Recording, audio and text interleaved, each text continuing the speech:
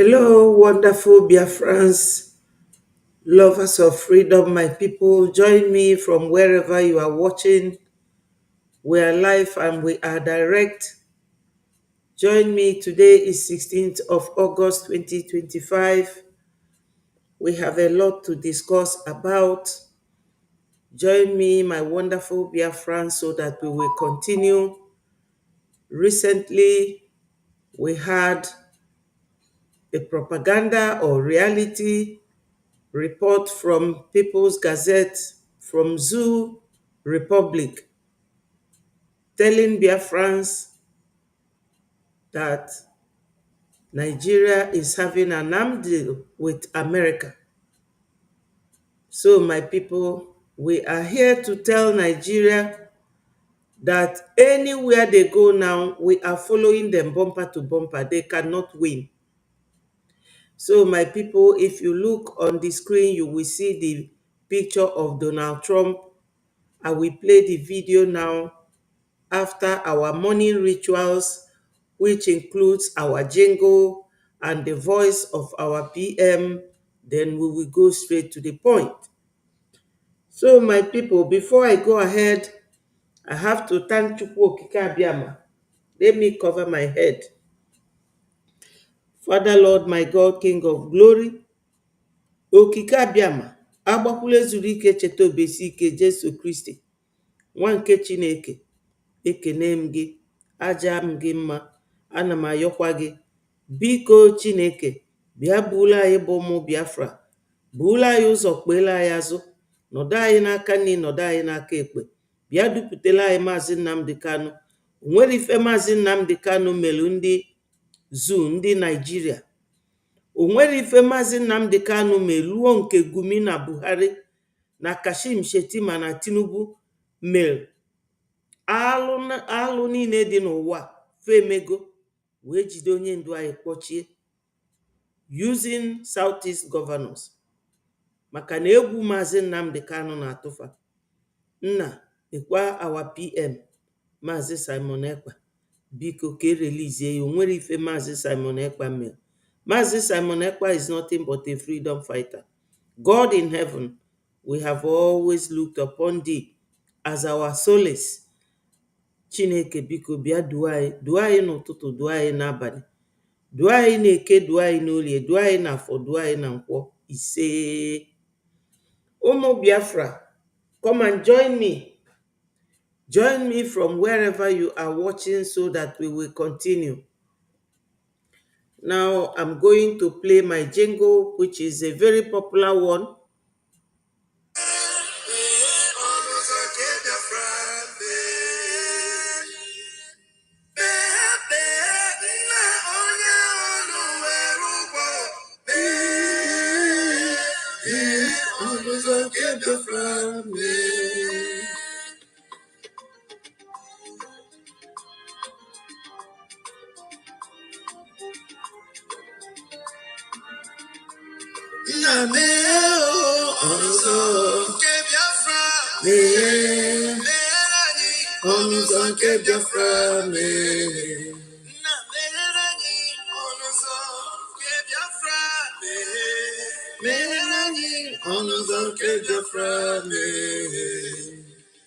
Tell me what we do, everybody want to kill us.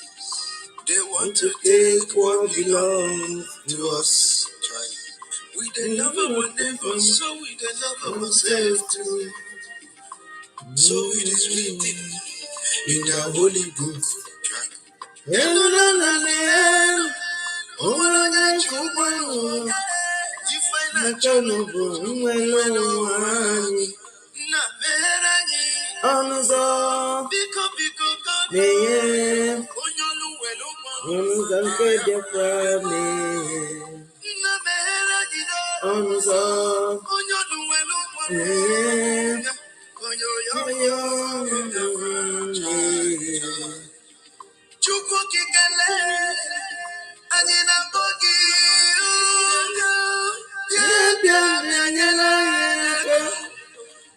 The time is now.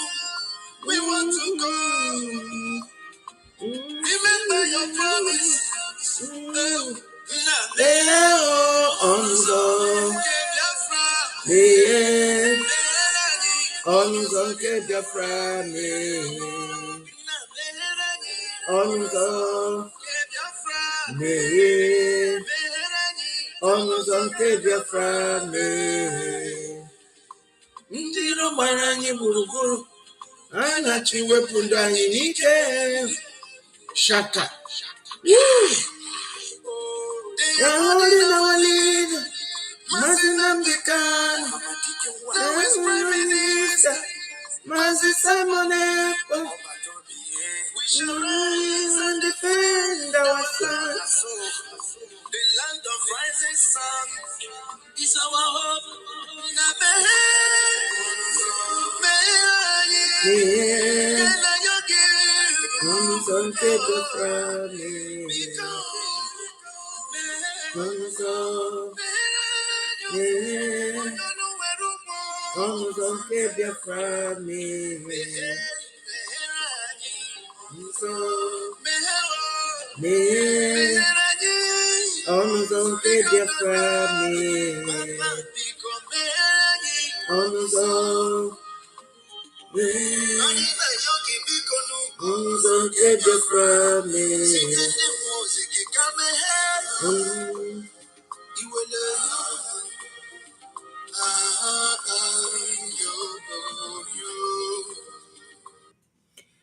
My wonderful Biafrans, lovers of freedom all over the world, wherever you are, my people, come close, come close, come close. Ndị be anyị ekenekwa m unu, nke onye chi ya zelu. Ụmụ Biafra, gbakọtanụ, gbakọtanụ, gbakọtanụ. Anyị nwere ife anyị ga-ekwuru ndị Naịjirịa. Onye ndu gwara anyị sị na Biafra ga-abịalele, and onye ndu be prophet, a soothsayer. Onye ndu kwuo na-eme ife niile onye ndu kwuru. Sọsọ nke a ka mirror bụ this Biafra. Ọ bịago abịa. My people, come close, come close, come close. Bịanụ, bịanụ. Join ya na ife anyị na-eme kịta ka anyị na-aga n'iru. Anyị enwere ike ịrapụ ọkwa ndị Naịjirịa. Fa ga-afụ nke tọrọ bịati. Kịta ka Naịjirịa ga-ama na all along we have been keeping quiet, that they will never get it easy with Biafrans. Everything they are doing, Zamfara, Yoruba land, Oduduwa, Benue, Plateau, Obasarai. But you see, Biafra land, we will deal with Nigeria. We are going to deal with Nigeria. Onyendu said that Nigeria has been doing everything they are doing, not in his era, that they will take over our land. They want to take over our land. Let them try, but they will fail. They will fail. I'm saying it with evidence. They will fail. Nigeria government will fail. Ndị be anyị bịanụ, onye agbazi n'ọsọ. Nigeria enwere ike defeat anyị. Not today, not ever. They cannot defeat us. Nigeria is a terrorist country. Nigeria is a zoo nation. Nigeria is very corrupt. The 4 cardinal points of Nigeria is very ugly to look at. Even when people ask you, where do you come from, you will be so ashamed to say that you are a Nigerian. Yes, but one thing is very sacrosanct. Paying or donating money for this to be possible. Right now, the stage we are, my people, is the stage, the level of recognition. We have done so much. We have said so much. But why we are still talking is because we are the bridging media. We have to be telling the world the way it is. We have to tell the world the way it is. Analyzing this video is the next step now. And I will take you people to where I am going to. Nigeria can never defeat us. Let them go and deal with their problems and leave us alone. Using Biafran governors that is in their political party is one thing we will not tolerate any longer. We will not tolerate it. Nigeria is such a corrupt country, because they have heard that we are now in alliance with America. They ran to America to go and make arms deal. And the question is Nigeria at war? When Nigeria presidents are sick, especially Tinubu, they will go abroad. You all know that Buhari did not die in Nigeria because there's no hospital. Ndị be anyị gbakọtanụ, bịanụ na this platform, anyị ga-aghanyelu ndị Nigeria aja na garị. Nigeria ga-afụ nke tọrọ bịati. Ọkwa that arms deal, they will not get it. America will not. I have every video evidence to tell you that no country will ever sell ammunition to Nigeria. They say that they are not at war with us. So what are they doing with the ammunition they are going to buy from Nigeria? Ụmụnnem na ụmụnnam, ndị Nigeria jere igo arms from ndị America. Tinubu nwelu case na America, a drug case. O nwelu case of a certificate forgery. He used a woman's name to forge his certificate, and he is ruling Nigeria. Ụmụnnem na ụmụnnam gbakọtanụ na olugo. Yes, we move. Olugo mgbe anyị ga na-aghanyelu ndị Nigeria aja na agarị. Onye ndu si that not in his era will Nigeria defeat us. Not again. Before they sent Gowon to come and fight us, a civil war, very, very fierce war, killed almost 5 million Biafrans or more. They killed us. And they used Britain and Russia and Egypt to fight us, and they defeated. They lied to us. Oh, no victor, no vanquish. None of us defeated each other. They lied, and we came back, and they started all over again, using the military as usual, killing civilians, elderly people, old men, old women, young men. We can no longer take it from Nigeria. Wherever they go now, we are there. We are there. They said that they are not. That's what they told UN, that it is brother and brother fight. Now they went to America because they heard about Biafra America alliance. They went to America to sell ammunition to them. And Biafra lobbyist is there to stop that arm deal. It will not work. So my people, right now, wherever Nigeria goes, Biafra will come there and destroy their plans. We are in our homeland, and Fulani will drive all the way from the north, like another country to another country. They will come and be fighting us in our land.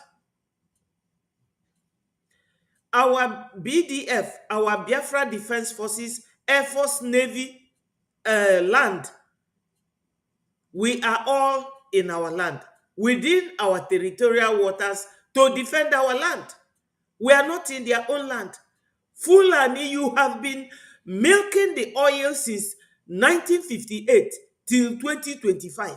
What have you done with that oil money and gas? Nothing. Good for nothing. Nigeria presidents go abroad for medical treatment. What of their citizens?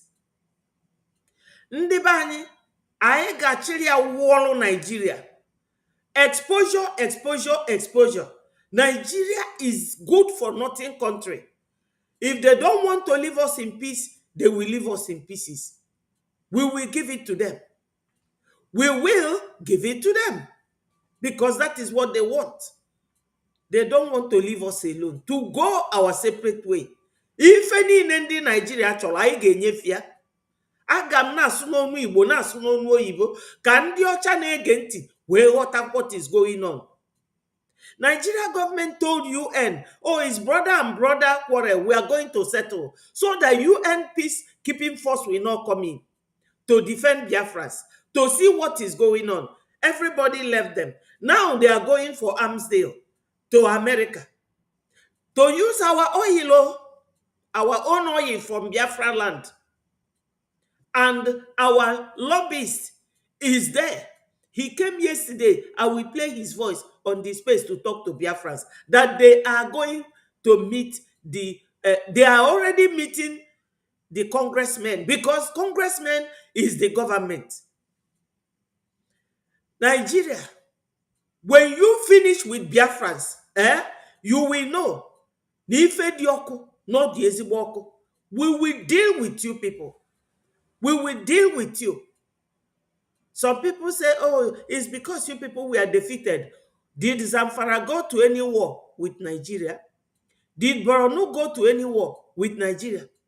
Did Benue go to any war with Nigeria? Did Plateau go to war with them? What of Oduduwa? Did they go to war with Nigeria? Nigeria is simply a terrorist nation that should be avoided like plague. Ndị be anyị fa na-ekwu si na emerila anyị n'agha nọ ife kpatalụ eji egbu anyị emeriri anyị n'agha. So ndị emeriri n'agha abịazi egbuo fa. Ife a bụ war crime against humanity by Nigeria. Biafra will still take them to court, International Criminal Court. Ebe afọ ka anyị ga-akpọga fa cheluka Biafra abịagodu. We will deal with Nigeria so mercilessly that they must and will leave us alone. This video here, where you see Donald Trump, you will see Buhari. That was in 2019 or 2017, thereabout, when he went to America. And Trump was asking him, why are you killing Christians? Why are you killing Christians? So, my people, I ga na-ekwuye n'onu ba anyị, na-ekwuye na bekee ka ndị ọcha wee na-aghọta. And the kita, every Biafran must go and put their petition na one link on the na nke our information minister na Twitter. They put your petition for America why they should not give Nigeria any arms deal. Is Nigeria at war? They told UN that they are not at war with anybody. That is brother and brother fight. So what are they doing with ammunition? They're supposed to use that money to build hospitals. They're supposed to use it to build good roads, have good internet connection, have good water, pipe-borne water, have good schools for their children.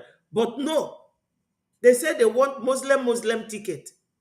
So that, you know, my people, Muslim ticket means that they want to Islamize the whole country. And if they are Islamizing you, you cannot eat, you cannot feed, you cannot see light, you will not walk. Just sit at home and they will behead you because you refuse to become a Muslim. That is it. So, my people, you see this very zoo government, Nigeria government, I can deal with them. We will deal with them. Let me play the video so that you will all hear. Because now they're supposed to know. Buhari of Nigeria. We have many things that we do together, as you know, probably especially on terrorism and terrorism related. We also have a very big trade deal that we're working on for military equipment, helicopters, and the like. We have met before. We have developed a great relationship. and we look forward to our discussion today. Very important, but again, especially as it relates to terrorism. And that's terrorism here and terrorism all over the world. It's a hotbed, and we're going to be stopping that. Also, we've had very serious problems with Christians who have been murdered, killed in Nigeria. We're going to be working on that problem, and working on that problem very, very hard, because we can't allow that to happen. Mr. President, thank you very much for being here. Thank you. Thank you, Mr. President. My people, have you heard it? Onanuge, Trump say na ya ga-discuss terrorism with Buhari. Na ya ga-discuss ya with him. That's what he said. Or if ọ na-ekwu na ya ga-discuss terrorism with this very man. This is it. America knows very well na Nigeria be terrorist nation. But my people, after Donald Trump's regime came Obama. Obama is a Muslim. Obama said that for Buhari to rule Nigeria is a task that must be done. That was what he said. After Obama, it became Joe Biden. And Joe Biden government was giving Pakistan, Afghanistan, and Nigeria $698 million every year under USAID, USAID. What did Nigeria do with that? Terrorism. So now that Donald Trump's government came back, they withdrew that aid, saying that these three nations, Pakistan, Afghanistan, and Nigeria, that they were using the money to sponsor terrorism. So they know about it. They know about it. The next thing I will play for you people now is the voice of our lobbyists. Unu ga-anụ ife lobbyist anyị kwu, Elias. So my people, let's get it on. After that, ngosi unu ebe faji ego onye bụ plane welie na-atụ ndị innocent civilians atụgbu fa na bomb. Until Biafra is fully restored. He said, I salute all Biafrans to this evening, morning, afternoon, night, depending on your time zone. And you're welcome to this press briefing of the Chairman Joint Chiefs of Defense Staffs of the Biafra Defense Forces of the Biafran people, alongside with the BRJ Acting Prime Minister, Honorable Okechukwu Nkere. Biafra land have experienced invasion of the terrorists in recent days and weeks and months. Since after the declaration of Biafra, the enemies of Biafra understands the significance of the declaration, while some people tend to be ignorant. And that is why you see that they have brought war upon the Biafran people. They brought war because they want to come and destroy the Biafran people, to make the declaration to be useless. Freedom is not given. Freedom is taken. And that is why Biafran people have taken upon themselves to defend motherland. It doesn't matter how much propaganda, blackmail, and slander you see on the media. Every Biafran have to stand tall and give your maximum support to the Biafra Defense Forces in the homeland who are doing their job, and also to the Biafra government in exile, the Biafra attorneys and lobbyists who are making the political and diplomatic outreach of Biafra to sing songs in America. What others have done before is what we are also doing in our time. But in our own time, we make a difference of adding a different mathematics. That is what one Nigeria could not comprehend. I salute all Biafrans, and you're all welcome to this very briefing. Our APM is having some network issues, and he will be back on the microphone. And as we wait for him to return, I will hand over the mic to the Chairman Joint Chiefs of Defense Force. Minister Success, over to you, sir. Welcome on stage from here. Thank you. Good evening, our Honorable Minister of Information and Communication, Honorable Sonny Akbawa. Good evening, fellow Biafran. Hello, my people. Ume Obina, we move. Thank you, Chukwu Oma. Good morning. Thank you for joining me. I forgot that today is Saturday, but we move, my people. Unu n'anya na video anụnwa, enwekwa m ike play again before m play the next video. Unu ga-afụ Donald Trump na Buhari mgbe ọ ka dị ndụ, ewu akpọrọ ọkụ. Ndị good morning, Aderele, thank you so much. Ndị Nigeria, we are going to deal with you people. We will deal with you Nigerians. Wherever you go this time around, we will hound you down. This time, let me play the video once more. Let me play it. Thank you very much. It's an honor to be with President Buhari of Nigeria. We have many things that we do together, as you know, probably especially on terrorism and terrorism related. We also have a very big trade deal that we're working on for military equipment, helicopters, and the like. We have met before. We have developed a great relationship, and we look forward to our discussion today. Very important, but again, especially as it relates to terrorism. And that's terrorism here and terrorism all over the world. It's a hotbed, and we're going to be stopping that.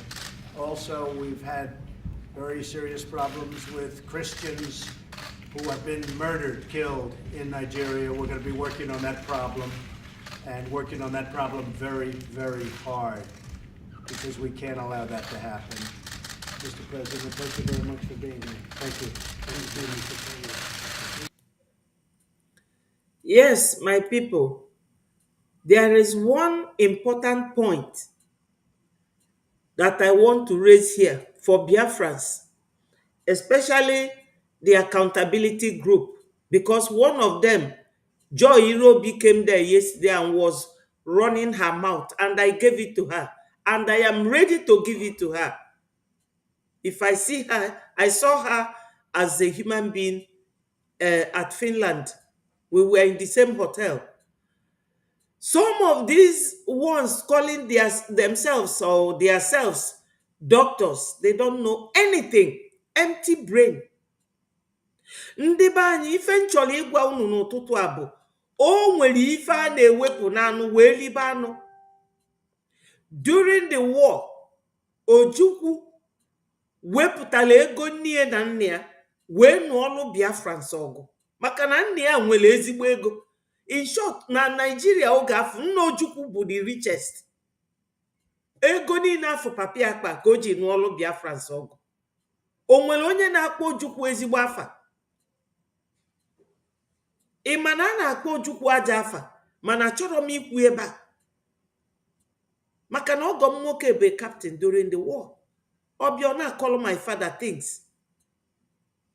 During the war, egburu ndị be anyị up to 5 million Biafrans.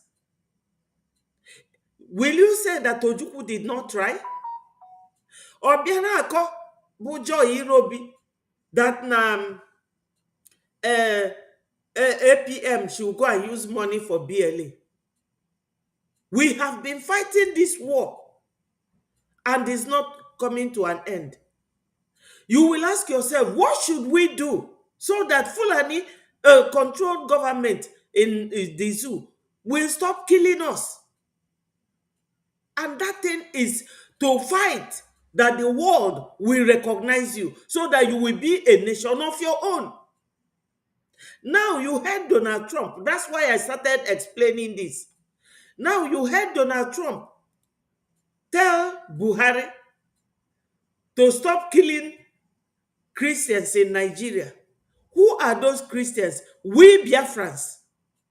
Because if you go to Yoruba land, there are Muslims.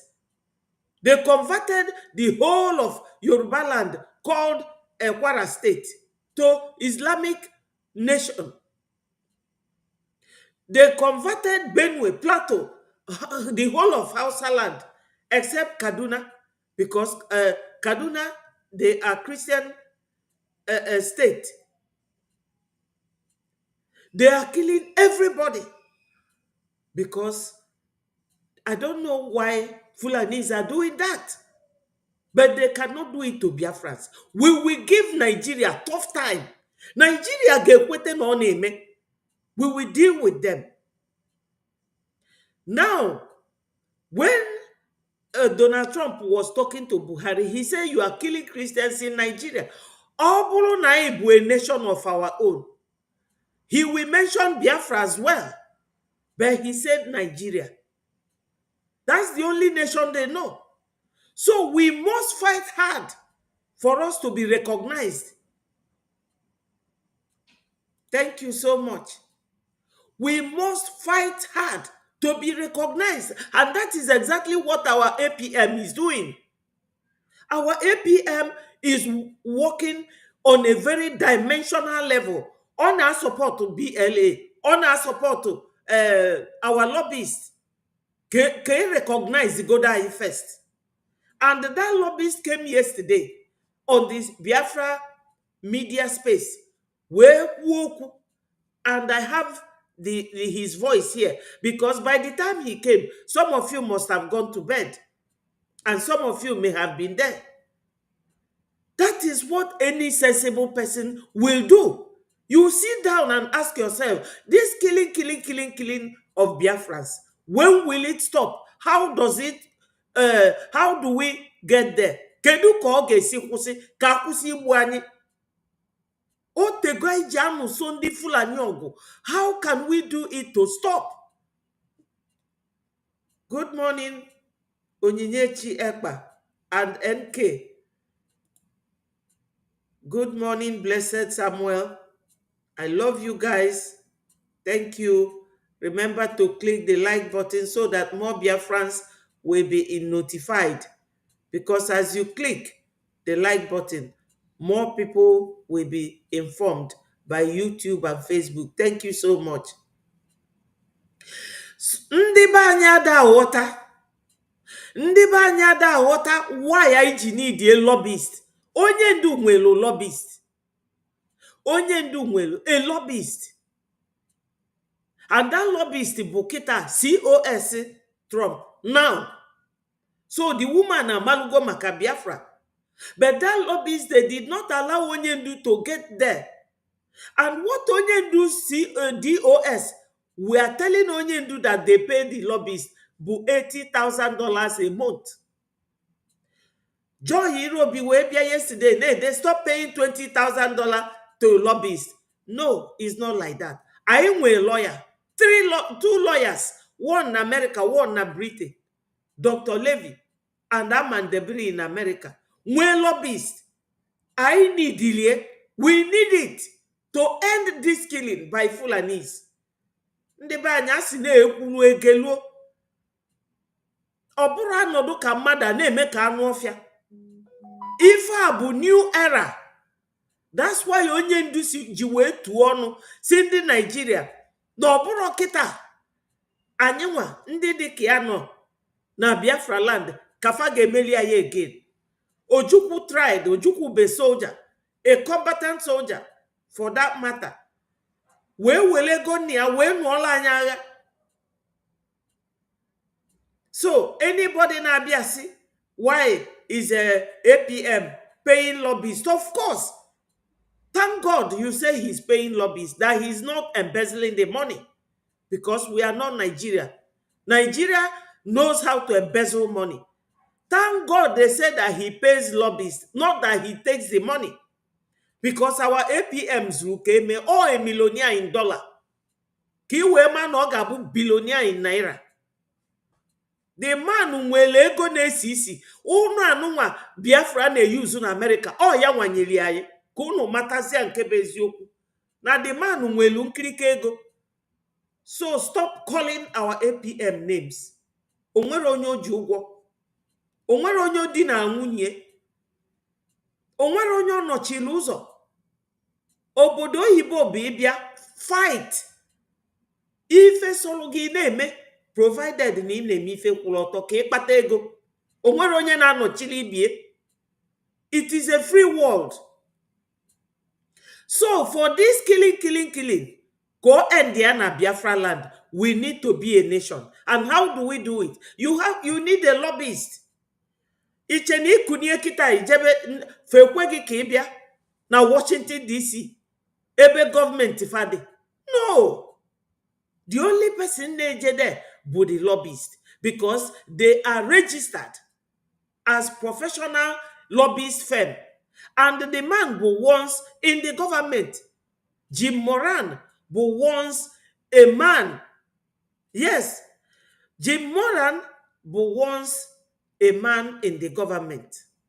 He came out and had his own lobbying firm, and PM was the one who searched and got him. Because PM my fortune. Ọ bụ na PM dobe a lobbyist, abịa jide PM, then anyarapu the lobbyist. All the things PM set it up, they want us to leave it. Nobody should touch it. You shouldn't pay the lobbyist. Why? Ka ewe nye ego, ka ewe na anụ ọgụ. Of course, a na-enye ego a na anụ ọgụ. This is multi-dimensional approach to if I na-eme nka, so that can this killing wee kwụsị. Maka ọ bụ na ibe nation kịta, ife Trump gwalụ Buhari ebe a, na ya nụ that na ị na-egbu Christians na Nigeria. We are those Christians. Ọ bụ na ị recognized if ị ga na-anụ why iji eje egbu ndị Biafra na their country. Ifuge, this is the correction na chinye ndị be anyị. I need the lobbyist. Onwere onye n'ime unu ka our PM wee malụ, maka PM set all these things up. Amara m ife na-enye ndị be anyị nsogbu. So maka na ejidezi PM now, plan PM enwere ozi isi. All his structure that he set up, onwere ozi isi. Okunu bụ ndị Biafra dị. No, we are not like that. We have to follow it up. And some of you will say, I will not donate until Onyendu comes out. Imani ibu onyukpa inwere shishi. Because obu ni ego, this serious ka Biafra bia, ị ga na atụ ya kita. Ị ga atụ ya. You have to come and donate it. Because Onyendu azuga anyị, so that obu ni ya nọrọ, ka ị na-take over, na-move forward. Ndị DOS, je hide ya, Ngozi, je hide ya, CRC, Mr. Mamadabu, na Joy Irobi na their group, je hide ya. Because Fachori fight for this war. And they should leave us alone. They should leave us alone. And watch and see. So here, my people, I started it from here. I have another video for you. Look at it. Look at it. This video Gee ntị ka unu nụ ife this guy na-ekwu.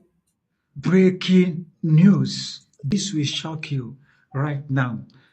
Take a look at this.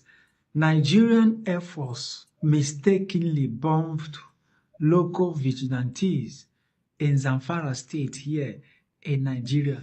Mistakenly, more than 20 of them, local vigilante. This was what happened.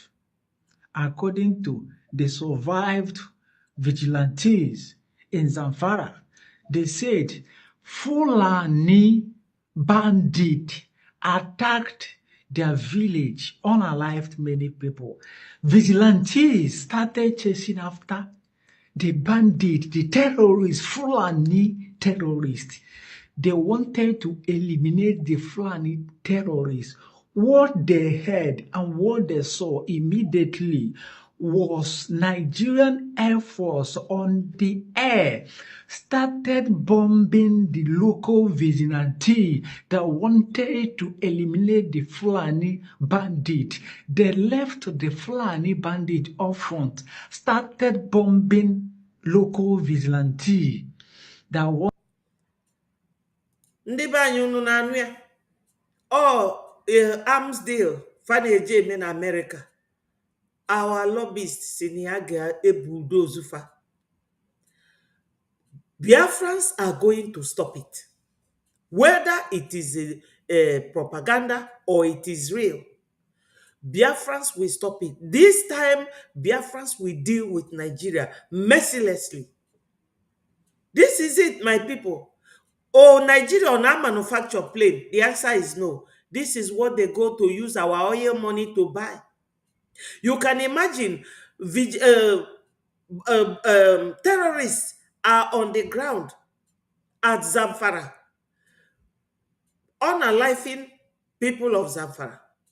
Then Air Force nodunenu na atufa bomb. Exactly the same thing they are doing in Biafra land. Ndị be anyị ife akafa na-eme na Biafra land.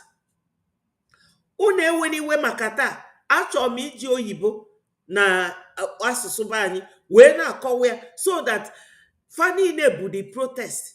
Maka information minister si anyị jee na platform ị ga-afụ link deelu na America protest why they should not sell any arms to Nigeria. This is what they use it to do. Killing innocent civilians. This is why no country should sell any ammunition to Nigeria terrorist government. Why America? Because they know that we are now in alliance with America. Nigeria bulozu onwe jebe America. This is it. We have to expose Nigeria and their terrorist act. Ndị Nigeria bụ terrorist, a terrorist nation. Americans, if you sell ammunition to Nigeria, you will be aligning yourself with terrorists. The first video of Donald Trump that I played, he said that Nigeria is all about terrorism, unaliving Christians. So they cannot sell that ammunition to Nigeria. They cannot. Let us continue. Our Minister of Defense, one of them, Success, was on the space yesterday with our lobbyist, APM, and Minister of Information. It was packed with people, viewers, and listeners. Listen to this. I salute all of you from my end. And I salute I started him here, Chief Elias. Believe me. I salute Prince Will Chimezie, who is also here with us, the leader of the Biafran Nations League. His life and direct here with us, and all Biafran medians, home and diaspora. I salute the Biafran Defense Forces under the able command of General Ibutuzo. I also salute all and sundry, those who pray and wish Biafra well. I welcome all of you to this very evening briefing. While we wait for acting Prime Minister to come and make his press briefing, because he is our leader right now. We follow. We all follow his frequency. So while we wait for him to return, okay, he's here. Okay. Honorable. Our acting minister, good evening. Honorable Olechuka, Your Excellency, welcome to the program. So I think briefly I'll hand over the mic to you. Okay, thank you very much. I'm sorry for the network issue. Am I coming out? Yes, sir, we can hear you. Thank you. Because of time, and we remember our hero past, our leader Mazin Namdekan, our Prime Minister, and every genuine Biafra that is fighting for this great cause. Just want to quickly invite our lobby Elias, just quick, because he have some engagement and he just will have one or two things to say. I think hopefully he will be able to come out clearly when he speak through the mic here. Thank you. Honorable Elias, please, you have the mic. You can go ahead and speak to Biafrans. Thank you. Yeah, thank you, Honorable Acting Prime Minister, Honorable Information Minister, and all the honorables and wonderful people here today. I'm just going to be speaking very briefly today, quickly on some items. As you know, we're making a lot of progress in Washington. We had the very first congressional testimony um, uh, on the Biafra issue in Congress, which is the first time this has happened in modern times. I think there were some congressional hearings on Biafra in the U.S. Congress in the 1960s, but this is the first time that there's ever been congressional testimony on the Biafra issue. And just to also make a clarification in terms of why it's significant, testimony in U.S. Congress is not the same as, let's say, giving a petition. Anyone could give a petition, but in order to provide testimony to the U.S. Congress, you have to be invited by the Congress or the relevant congressional committee to provide testimony. So it's something that's very prestigious and it is not an easy thing to get. And very proud of the acting Prime Minister on providing that very strong congressional testimony on behalf of the Biafran people, calling for sanctions on Nigeria as well as Finland, which is quite sends a very strong message. Yeah, ndị be anyị ife ọ na-akọwa here bụ that congressional testimony. Ọ sị na ọ bụrụ an easy thing, but Nia praised our APM for being able to reach there. That congressional testimony, ọ sị na ọfanwa ga-eme gị invite iwee bịa, and the fanwa ime gị invite mean na fa enwetago your case, that they have na okwu gị adịgo n'enu tebụl fa. And for congressional testimony to be allowed mean na if ị chọrọ bịa na fa amalugo maka ya, because unu mana Ojukwu trial ime ife a, Nigeria gọọmenti ekwere ya, onye ndu chọnya, Nigeria gọọmenti ekwere ya, APM elugo to that level. Ọ dị ka etu a mmadụ ga-abịa be gị, ifu ya n'ilo ọna, ụfọdụ abịa ịkpọrụfa kpọbata na palọ, fanọdụ n'ime ụlọ, ịbịa walụfa ọjị. Ọ chọzie ịgwago okwu, ịkpọrọ ya baa na your bedroom. That is na ị welcome ya with ife niile o ji bịa, and ịchọ ka ọ dịrị ya izi ịkọwalụ gị freely, maka na palọ enwere ike nwee so many other people, but onye kpọrọ gị baa na bedroom ya gosi na onye anwa nwee respect for you, na ọ recognize ife bụ mkpa gị ji wee bịakwutie, na ife anwa iji bịa no ife dị ya na ọ dịkwuye n'obi inyelu gị aka. And all these congressmen bụ gọọmenti. Yes, my people, president bụ just endorsement. Ọ bụ na government, the House of Assembly or the House of Representatives may agree together over something, the head of state will just endorse it. Makana Sosia cannot oppose it. Ifugi. So, fa kpotago nya ka ọ na-akọwa kịta abeleas na APM agbago mbọ wee nweta that one. And that means anytime Biafra bia complain over something, they will listen and they will discuss it. So let us continue listening to him. Also, something I want to clear up because there's a lot of misinformation out there about recent news. We're going to be putting out more information to clarify everything because there's all sorts of things flying around regarding recent news pertaining to a possible sale, U.S. arms sale to Nigeria. My apologies, I'm in a public space with background noise. But the news on the Nigerian media with the headlines of U.S. is approved the sale of arms to Nigeria is completely inaccurate.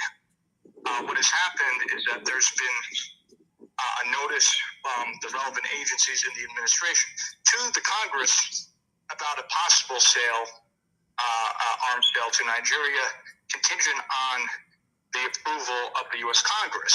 And if it's not, if the proper approval isn't provided by the U.S. Congress, the sale will be rejected.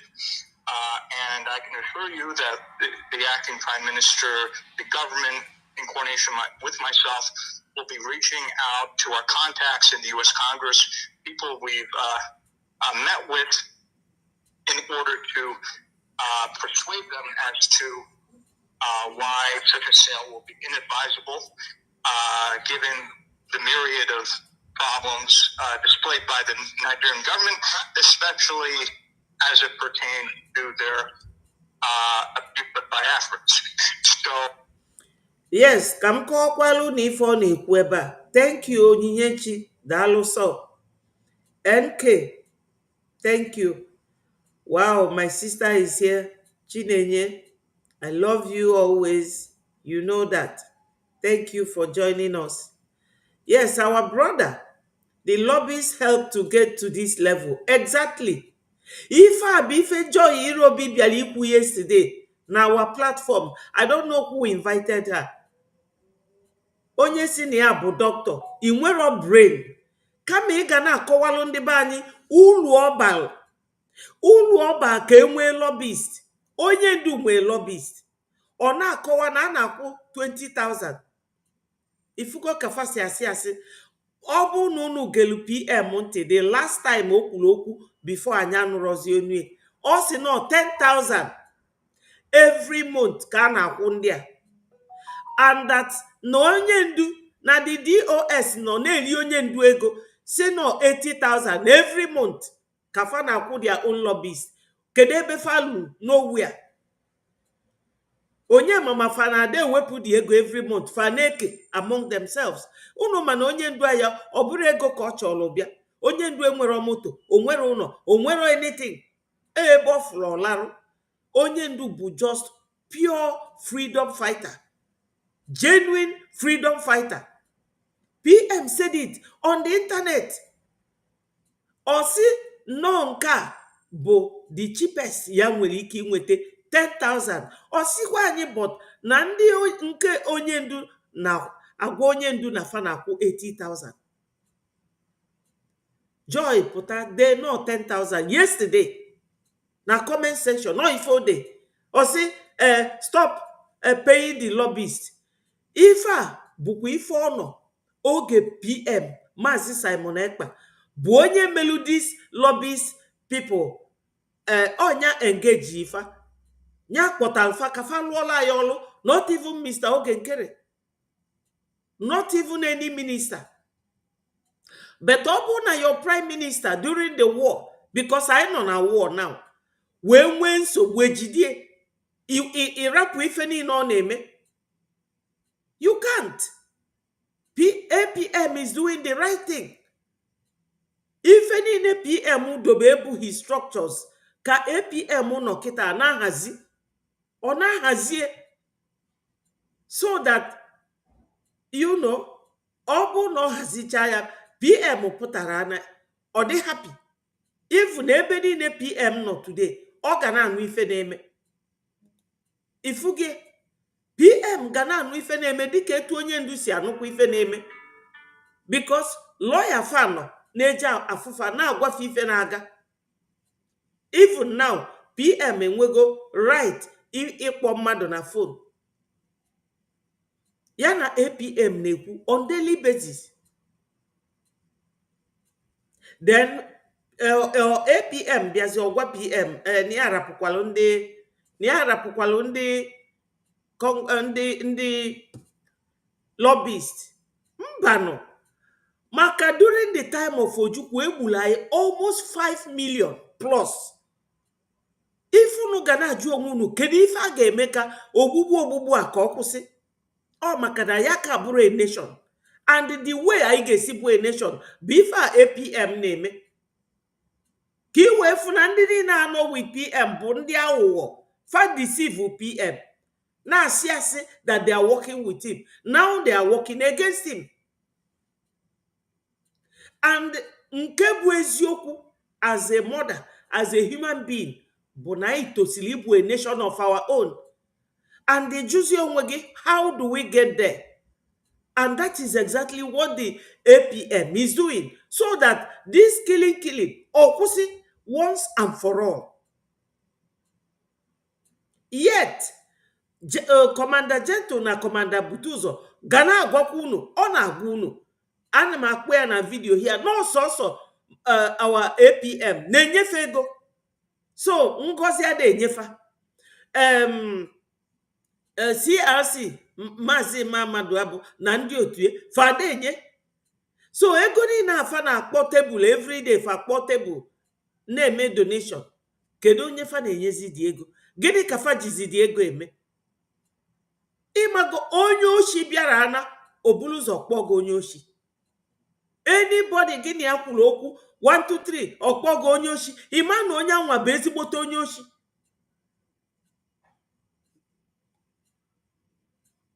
Yes, so Elias na-akọwala unu ebe anụnwa kịta na this very speculation na-aga kịta na fa ga-achọpụta from congressmen ma ọ bụ eziokwu because not their misinformation. Ịma na Nigeria like a propaganda mana ebe niile Nigeria je now anyị ga-achụ ọkụ wee na-esofa. That's why o ji baulu na anyị ga na-reveal all these things to the world to see na Nigeria be terrorist nation. Fa na-egbu ndị Zamfara. Ndị Zamfara fabụ ụmụ anụ. Ndị Zamfara ọnụlụ ọgụ with Nigeria maka na asị na ife faji anụsa ya ọgụ bụ na emelila anyị n'agha. Maka na emeli fa na ndị Zamfara ọnụlụ agha. Fa na ndị Kaduna na Kano na Kedafia Borno steeti fa ọnụlụ agha. Fa na ndị Yoruba ọnụlụ agha. Fa bụ a terrorist nation and we must let the world know. Rapụkwanụ anybody ga na-abịa akọlụ unu aja mbene. Yes, PM told them that, but they will not listen. Uche Fabu, nyapụtanụ. Onye ejidel gịnị ya na-anụ ọgụ, ejide onye afọ kpọchie. Iwe kwụsị ife gịnị ya na-eme, wee mebe ife ọzọ. Ịma na onye anwa adịrọ capable of being trusted at all. Ọkwa ifuru ma ngozi ma ndị niile gbakapụrụ jene eme donation and fedenye to our gallant men. Fa niile adịrọ capable of being trusted. And the PM afugo na ndị a bụ ndị aghụghọ. Fa niile na-asịlụ PM asị. Oge ọ nọ around, they were not working with PM with their whole heart. They are not working with sincerity. They were deceiving PM. Kita kafa wepute their true color. But abia na Nigeria, anyị ga-anyụ Nigeria ekpapu. That deal, they will not get it. Tinubu be criminal. Oje America now. Ya jeki ime arms deal. For akpochie ya. Because na America na-echi eche. Oje na America akpochie ya. That's what I mean to say. O nwelu drug deals na America bụ Tinubu. Ekpa is great. Good morning, sir. I throw away my salute. Thank you so much for yesterday. You did very well. Thank you, sir. Ya ndị be anyị, yesterday ka anyị nọ na-eme ife a nke si na ya bụ Joy Irobi dịka nwa ọkụkọ a na-ele n'afịa wee bịa na-akọ APM na ọ na-akwụ ndị lobbyist ụgwọ ya kwudebe ndị lobbyist ụgwọ ya bịa nyebe ndị mana fanwa adenye ndị amị anyị ego onwe nụrụ ndị amị anyị ekwunụrọ na fa na-enyefe ego not Commander Gentle, not Commander Butuzo. Onye fasi na-enyefe ego bụ Maazị Ogenkere our APM. Then Maazị Ogenkere na-enyefe ego na-enye ndị lobbyist maka na o lijuru afọ ọ bụrụ onye agụ. I'm happy na ọ sị na ọ na-enye ndị lobbyist ego na ọ bụrụ na ọ na-eli the money. We need lobbyists. We need to be recognized to be a nation of our own. To be a nation of our own, so that Kafulani rapu anyaka. Maka na ọ bụrụ na a na-egbu unu anụgo ọgụ na Biafra, Ojukwu bụ edula anyị wee nụọ ọgụ. Onyanụ ezigbote confused intellectual ọ ife ọ bụ. Egbugidego anyị na Biafra, ọrụ ọgụ ka a na-anụ. Anụsili ya fakwụsịrọ. Ịma wife a ga-eji kwụsị recognize anyị today. Ọ bụrụ a different territory, a different nation, they can never step into our land without those who recognize us attacking them with us. That's why it is important that we have lobbyists.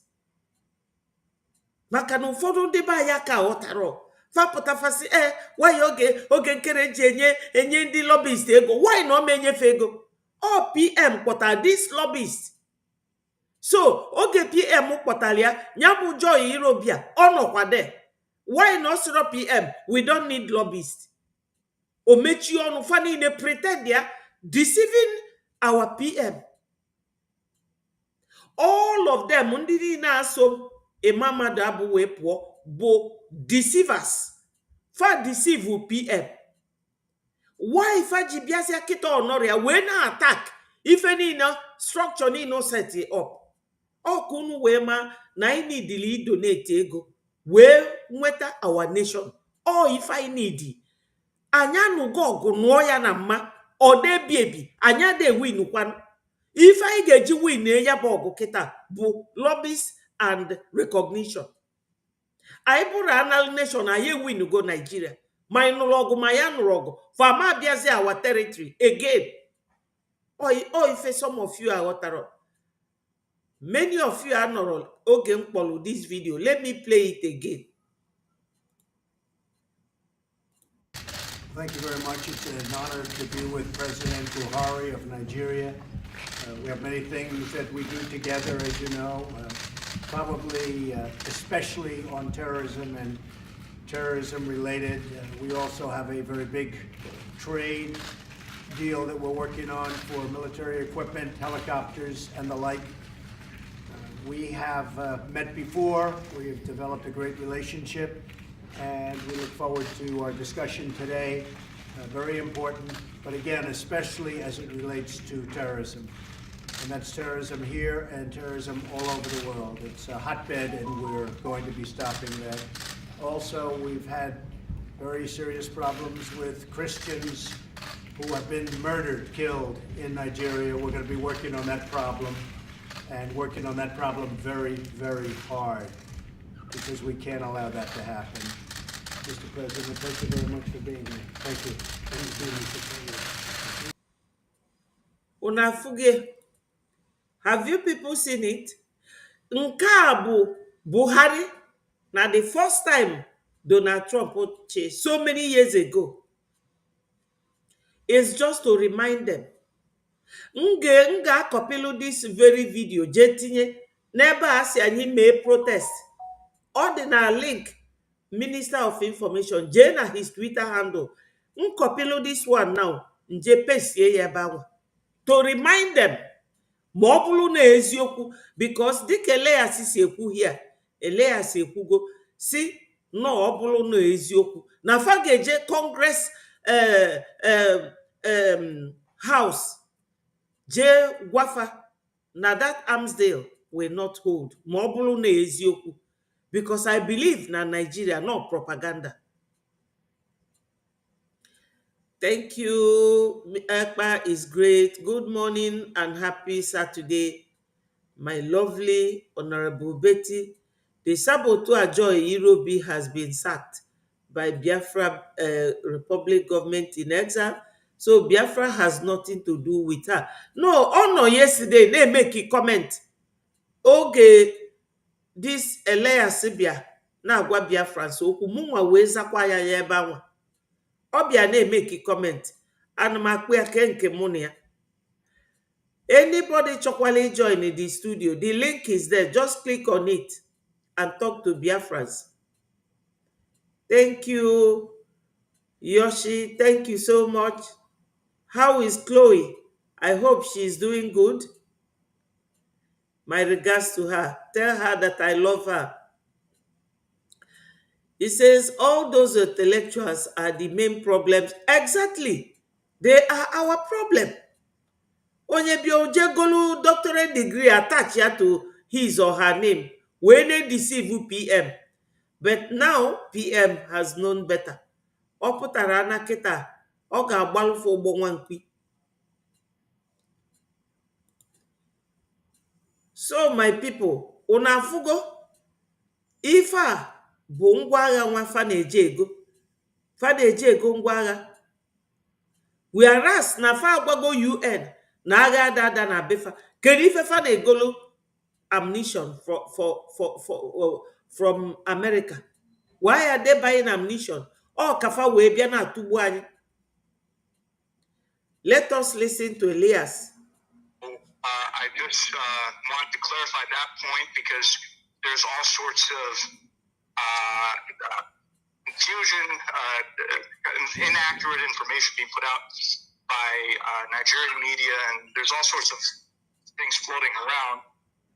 So I just want to provide that clarification, and Biafrans should know that myself, in conjunction with the acting Prime Minister, we're going to be making the case to members of Congress as to why the bill should not be approved, and that for the foreseeable future, there should not be any arms sales to Nigeria until Nigeria is willing to accept our demands regarding Biafra.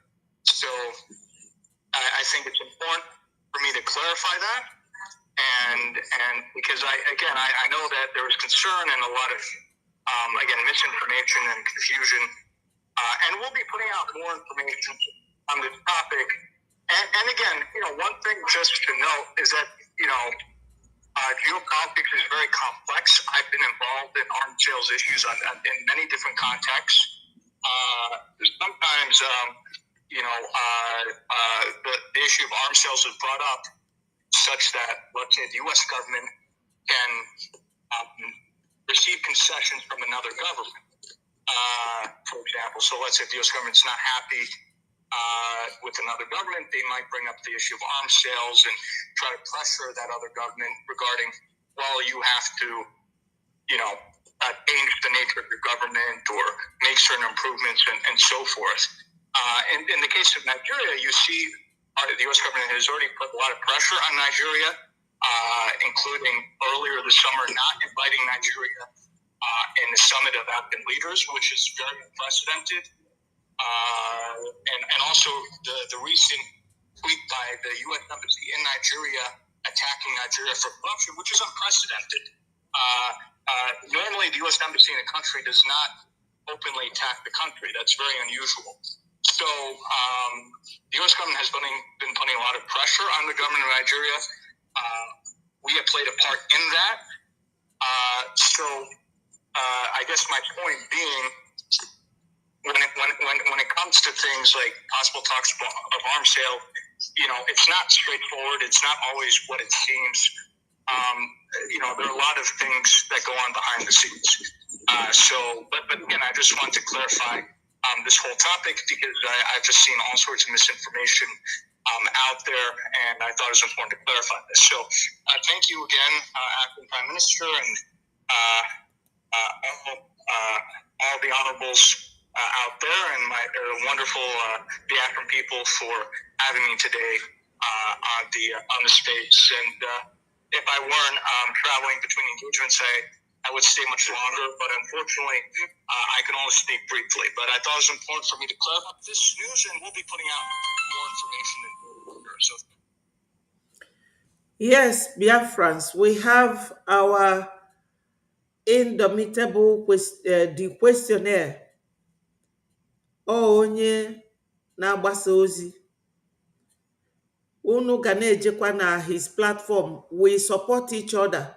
We are Biafrans. Ụmụ Israel, ụmụ Jews na-anọ together. Ebe m bi bụ ebe Fabi na UK. Ndị Jew na-ele azụ, fa na-eli, na-ele nri, na-ele everything. Fada eje na shop onye ọzọ, so around themselves, and etu akafa si eme. Fa na-live exclusive life, and all ife Biafra ga-abụ. We must be supporting ourselves. Onwe ife nwanne gị enwero, ịmalụ ka ọ ga-esi nwetie, egwu ya. Yes, David Nnanna TV, BTV. Onye ọbụla gbaa mbọ jee subscribe to it. Subscribe to Obi Chicago TV. Subscribe to Okwute BTV, Biafra Watchman TV, and Betty Ford TV. Ka anyị na-aga n'iru na-ewetara unu okwu eji adị ndụ. Maka na ndị a na-abịa agwa unu okwu ọjọọ na-agwa unu okwu na-agbawa obi.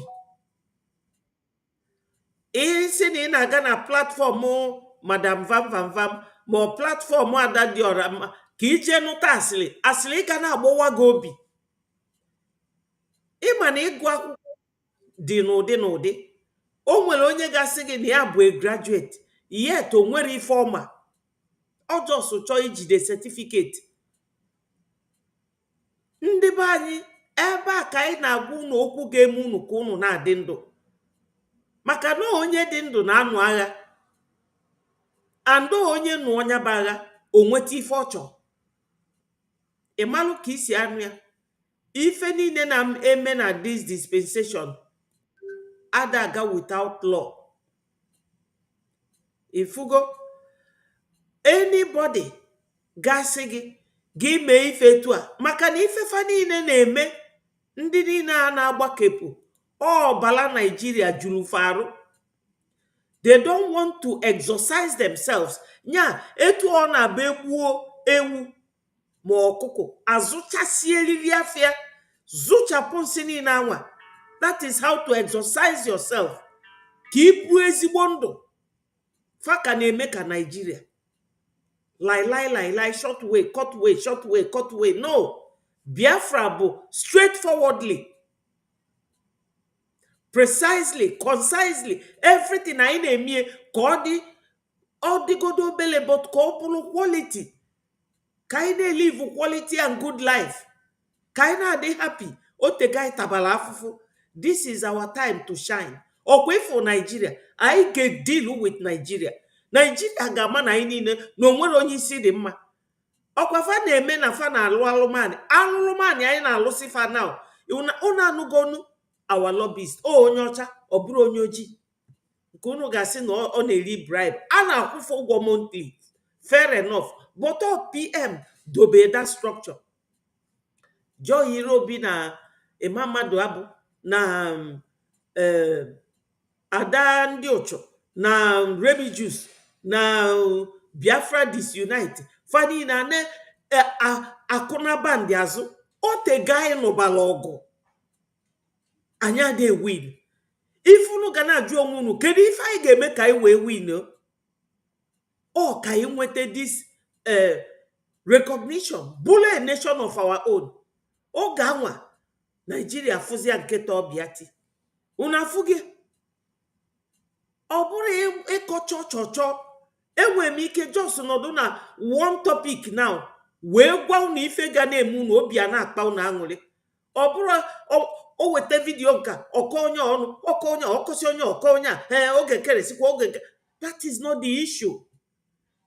The issue here bụ na ife anyị enwenụrọ before anyị na-achọ inweta kịta recognition. Ọ dị very very very very very important. Ọ dị mkpa. Fa na-egbu ya anyị nwa na-egbukwa fa. Onye si gị eje were ego nye men on ground. Men on ground ọkpọnugo na afa na unu na-enyefe ego. Ọsọsọ maazị oge nkere ka kọmanda Jeto na kọmanda Butu ụzọ si nọ ndị na-enyefe ego. Ifu gị. So all multi-dimensional approach. Ime ọnwa. And nke kachasị mkpa bụ ife ga-end this killing na ogbugbu a na-egbu ndị be anyị. Anyị anụsago for ọgụ 1967 to 1970 mmadụ one ka egburu. Ọ bụrụ almost 5 million. Unu si ka akpụta Ojukwu ka akwụgbuo ya maka na o jere agha. Ọ bụ nyanwa na-achọ ọgọwọnụ chọrọ ya wee bịa. O wee bute ego nne ya maka na ụfọdụ na-akọ this rubbish. Ọ dịkwe m aghọta. I don't understand it. I need ife anyị ga-emezi kịta. As this man bụ Elias gwalụ PM or see that you have outsmarted Nigeria. Nigeria adago wụọ afọ naanị fe nwerozi anything. Ego nwa na-enye Nigeria o nwerozi onye na-enyefe ya. Ifu gị that money ndị America aid, ndị otu Biden, ndị otu Trump akwụsịghị. So Nigeria na-akwụzi afọ naanị. Our lobbyists in ya ga-check ya na APM ga-check this fact within the congressmen maka na ọfanwa ga-eme approve any arms deal. Na ọ bụ na eziokwu because o believe kwuru ife mwa believe no Nigeria propaganda. Egwu ada atụ Tinubu ọ ga-elu nwa America maka na America na-echi eche. Unu afụgo vidio mkpọrọ ebe Trump nọ na-asịfa na terrorism dị na Nigeria na unu nọ na-egbu Christians. So suddenly Nigeria bịazịa lesiba Nigeria America lesiba Nigeria ngwa agha. Ọ sị na ọ bụ na eziokwu that they will talk to congressmen and that deal will not hold. So my people, ife m ji na-ekwu ife niile a na-ekwu bụ ka unu malụ na anyị na-agba Nigeria mgba ebe ọ dị na mma kịta. We are fighting Nigeria. Oh, ife a bụ the real fight. Ọ bụrụkwa ịbịa na-egbu mmadụ bụ fight. No. Killing innocent people is not the real fight. The real and genuine fight is the one we are giving them now. The one we are giving them with our lobbyists. Our lobbyists will go and meet the congressmen. That's what the lobbyists said to Biafrans yesterday. Yana APM. They will go and meet the congressmen. Sifa, if they to a Nigerian na their newspaper, obe eziokwu. Obulu na eziokwu. Omememe. Unelesikwana fangwaga because they are terrorist nation. Nigeria be terrorist nation. So if unu ga-eme bụ na this buy.stripe.com na www.biafrarepublicgovernment.org or ife a ga-eji mee donation. Anyị nwelu today fundraising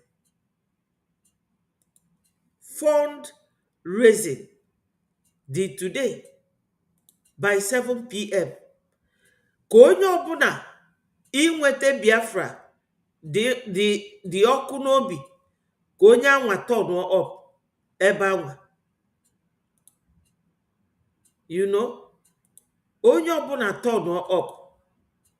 I need the funding. I need the funding. Una fuge every country na kita ifugo. Una fugo Trump. Let me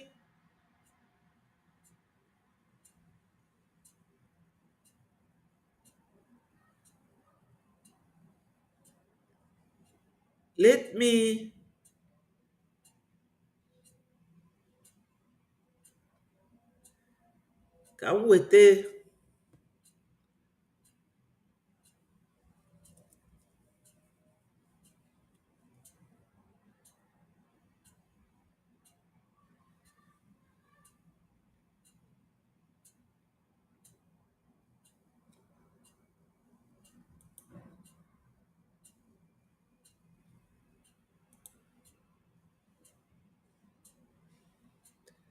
So my people, today, yes, Canada proscribed people of PDP, APC as terrorist party, and they have banned them. Biafrans are moving fast.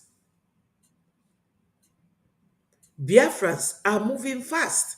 We need to donate. Ofogo nwantiti etu a Biafra bịa. Maka America mana anyị nwa bụ ndị isi jụrụ oyi. Fama na anyị bụ ndị na-eme obey international and national law. Fama na anyị bụ ndị ma maka human right. Na-respect people's right. Ne ife ndị Nigeria ji Maazị onye ndu na-eme. My sisters na ada ndị ochu and co don't have brain. They have only brain of gossiping. They have nothing to offer to Biafra. Exactly. Nothing at all. They have nothing to offer. They have nothing to offer. Yes, Chukwu Okike Abiama have separated the chaff from the wheat. Yes, the intellectuals and the independent media mad dogs are gone for good. Yes, we are now focusing our eyes on the rising sun. Exactly. And how do we do that? By donating. Yes. NK said Canada has already proscribed Nigeria as a terrorist country. Big slap on the zoo's face. Yes, we will continue to expose them.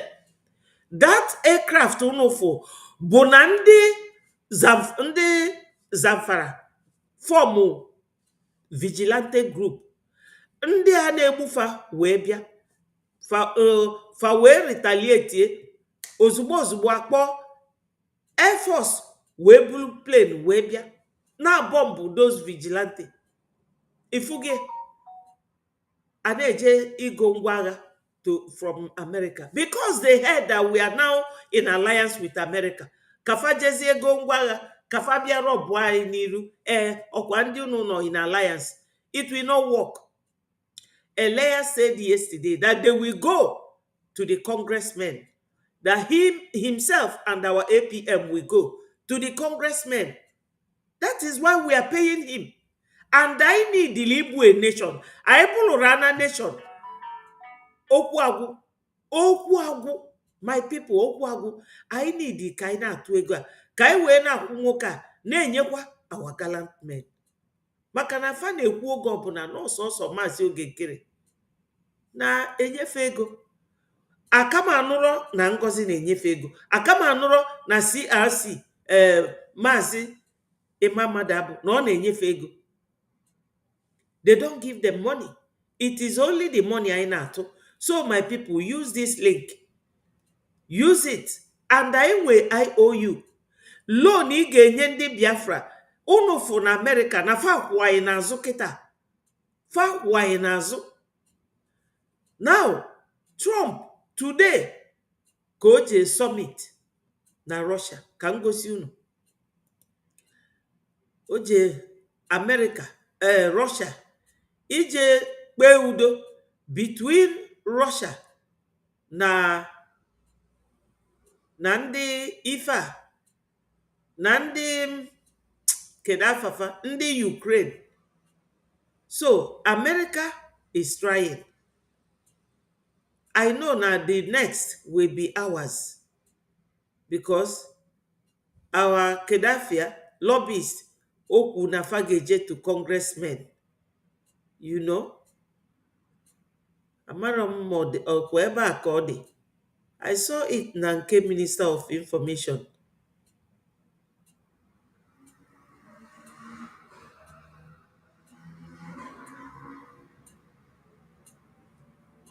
Let me just search for it. Ka m gosi unu na asị nọ onye kwuo ife nya gosi example or nya gosi evidence na ife ọ na-ekwu bụ eziokwu.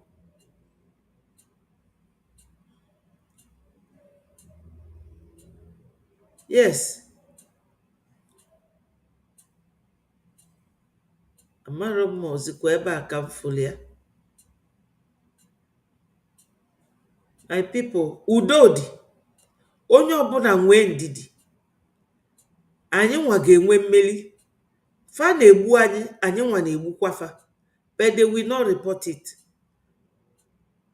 Nigeria government will never report it. Nigeria media will never report it.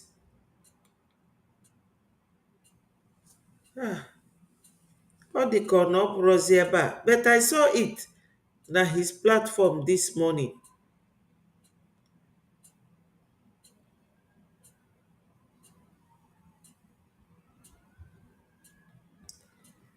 Well,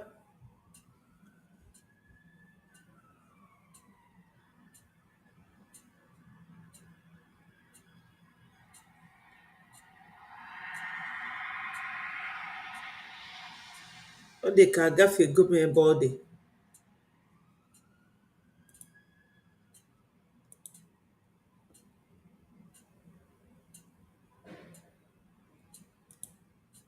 Let me see. Lee ya. Unu afụghị ebe Trump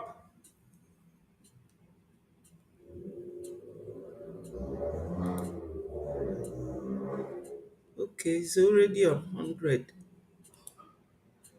Unu afụghị, that is Trump and that is Putin. O jele ikpe udo. So Biafra nke anyị na-abịa. Look at it. That's two of them. Trump will never, his government will never sell arms. Hello, William. Good morning. Thank you for joining us. Thank you so much, my brother.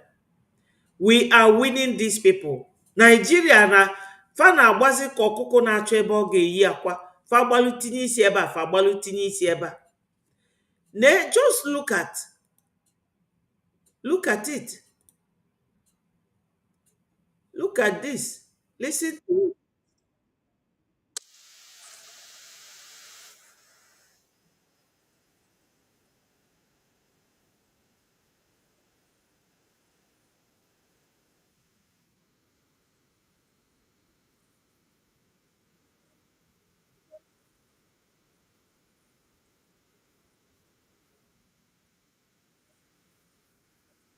We have developed a great relationship, and we look forward to our discussion today. Very important, but again, especially as it relates to terrorism. And that's terrorism here and terrorism all over the world. It's a hotbed, and we're going to be stopping that. Also, we've had very serious problems with Christians who have been murdered, killed in Nigeria. We're going to be working on that problem, and working on that problem very, very hard.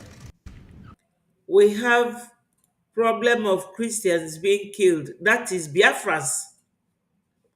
We are those Christians being killed. Oh, anyị nwa. Ọ bụrụ na recognize anyị now, anyị bụrụ a nation, akpọ okwu afa, akpọ Nigeria, akpọ Biafra. That is if they still remain Nigeria. Because America have predicted that Nigeria by 1930 will collapse. unu maka America si eme research fada eme n'ọnụ nkịtị, you know. Ụmụnne m na ụmụnna m, oge niile bịa n'any of our Breji media platforms, not independent madness platform, ọ bụrụ ife ndị a na-akpọ unu obi ọkụ. Anyị nwachọrọ ime unu ka obi gbadata unu anị. I have played the voice of our lobbyists. Ọ sị na fa ga-eje meet the congressmen ya na APM wee jụọ fa ma arms deal a ọ bụ eziokwu ka ọ bụ Nigeria propaganda. Ọ bụ na eziokwu, they will cancel it. Ifuge, because Trump cannot be talking about terrorism and the massacre of Christians in Nigeria. Obiakwa na-elesikwa the same terrorist group ammunition. He cannot do that. He cannot. Ifuge. So this is it, my people. This is it. Anyị nidiro all these people ịbịa ebe a na-awụnyela anyị aja na garị, ma ọ na-abịa enye unu information ga na-agbawa unu obi. Ndị Biafra taga afụfụ enough is enough. Anyị ga na-ewetela unu information ga na gladden your heart. That's what you people deserve. That's what you need for now. Ndị a na-akọrọ unu asịkwasịrọ fa na-akpọ unu obi ọkụ. Ọ dị ka nwa gị ị na-azụ na university. Every year on a receipt. Every year on a receipt. Na akwụgwọ akwụkwọ nwa ga aga n'iru. Ị ga-adị happy. Ọ bịa kpọrọ gị result. Iwu a na-enwe gị like this. Maka ịchọ ka ya bụ nwa ka ọ gaa n'iru ka ọ gụọ ezigbo akwụkwọ. Ị na-arụ ọrụ na-akwụrị ụgwọ akwụkwọ na-efel. Ndị a na-emelu unu media fe nwekwa good words for you people that are the listeners. They don't have it. So we bring you something that will gladden your heart. Enwe bad information or bad news, onwe ka ị ga-esi wee break to you people. Mana ndị a fa agụrụ akwụkwọ, fa maro analysis, how to interpret words. They lack that knowledge. They can't even research. Ka achọpụta nke bụ eziokwu before agwa mmadụ. If and the People's Gazette today, can they research it? Can they even find out? Okay, kita, our information minister will a link na his platform na Twitter handle. Fageje mudeje welu this very video tag ya there. They don't know how to do it. Oh, imba cho na kosasi unu obi iwa na-ewu unu all the time. That's the only thing they are very good at. Or they may ostracize the fafa na that their platform. Nya gbalufu ogbo nwankpi. Gbalufa chokwa him. Because fa na-ewetelu unu news na agbawasi unu obi. Fada akọwala unu ife ofuma. Adioram John Remy Juice na disunite. Faga akọwata unu the need for a lobbyist. International lobbyist. American lobbyist. Fama ifobo. Fe nwere ike ịkọwali ya unu. Dịka onye aghọtara ọ sị gị bịa kọwalụ m ife a ka nghọta. Because no the guy no balogo. We have been fighting for years. Aya de emeri ndị a. Maka na fa nwere ụmụ bekee na-esofe anụ ya bụ ọgụ. The only way I ga-esi merikwuo ma ndị ọcha nwa na support Fulani bụ inwete our nation. Onya mefa ji na fe kwero ka inwetie akpụrụ PM kpọchie chee na akpọchie PM. Ọ dịkwa ka nke onye ndu.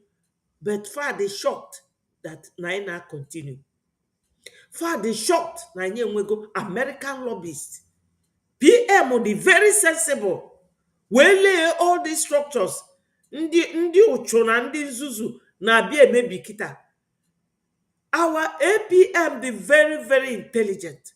He's a very good businessman. Onumana Trump oburo an educated politician. If Obo be a businessman, and on yana chi America ofuma. oge Obama chịrị ka isi na anya dị America. Oge Joe Biden chịrị ka isi na anya dị America.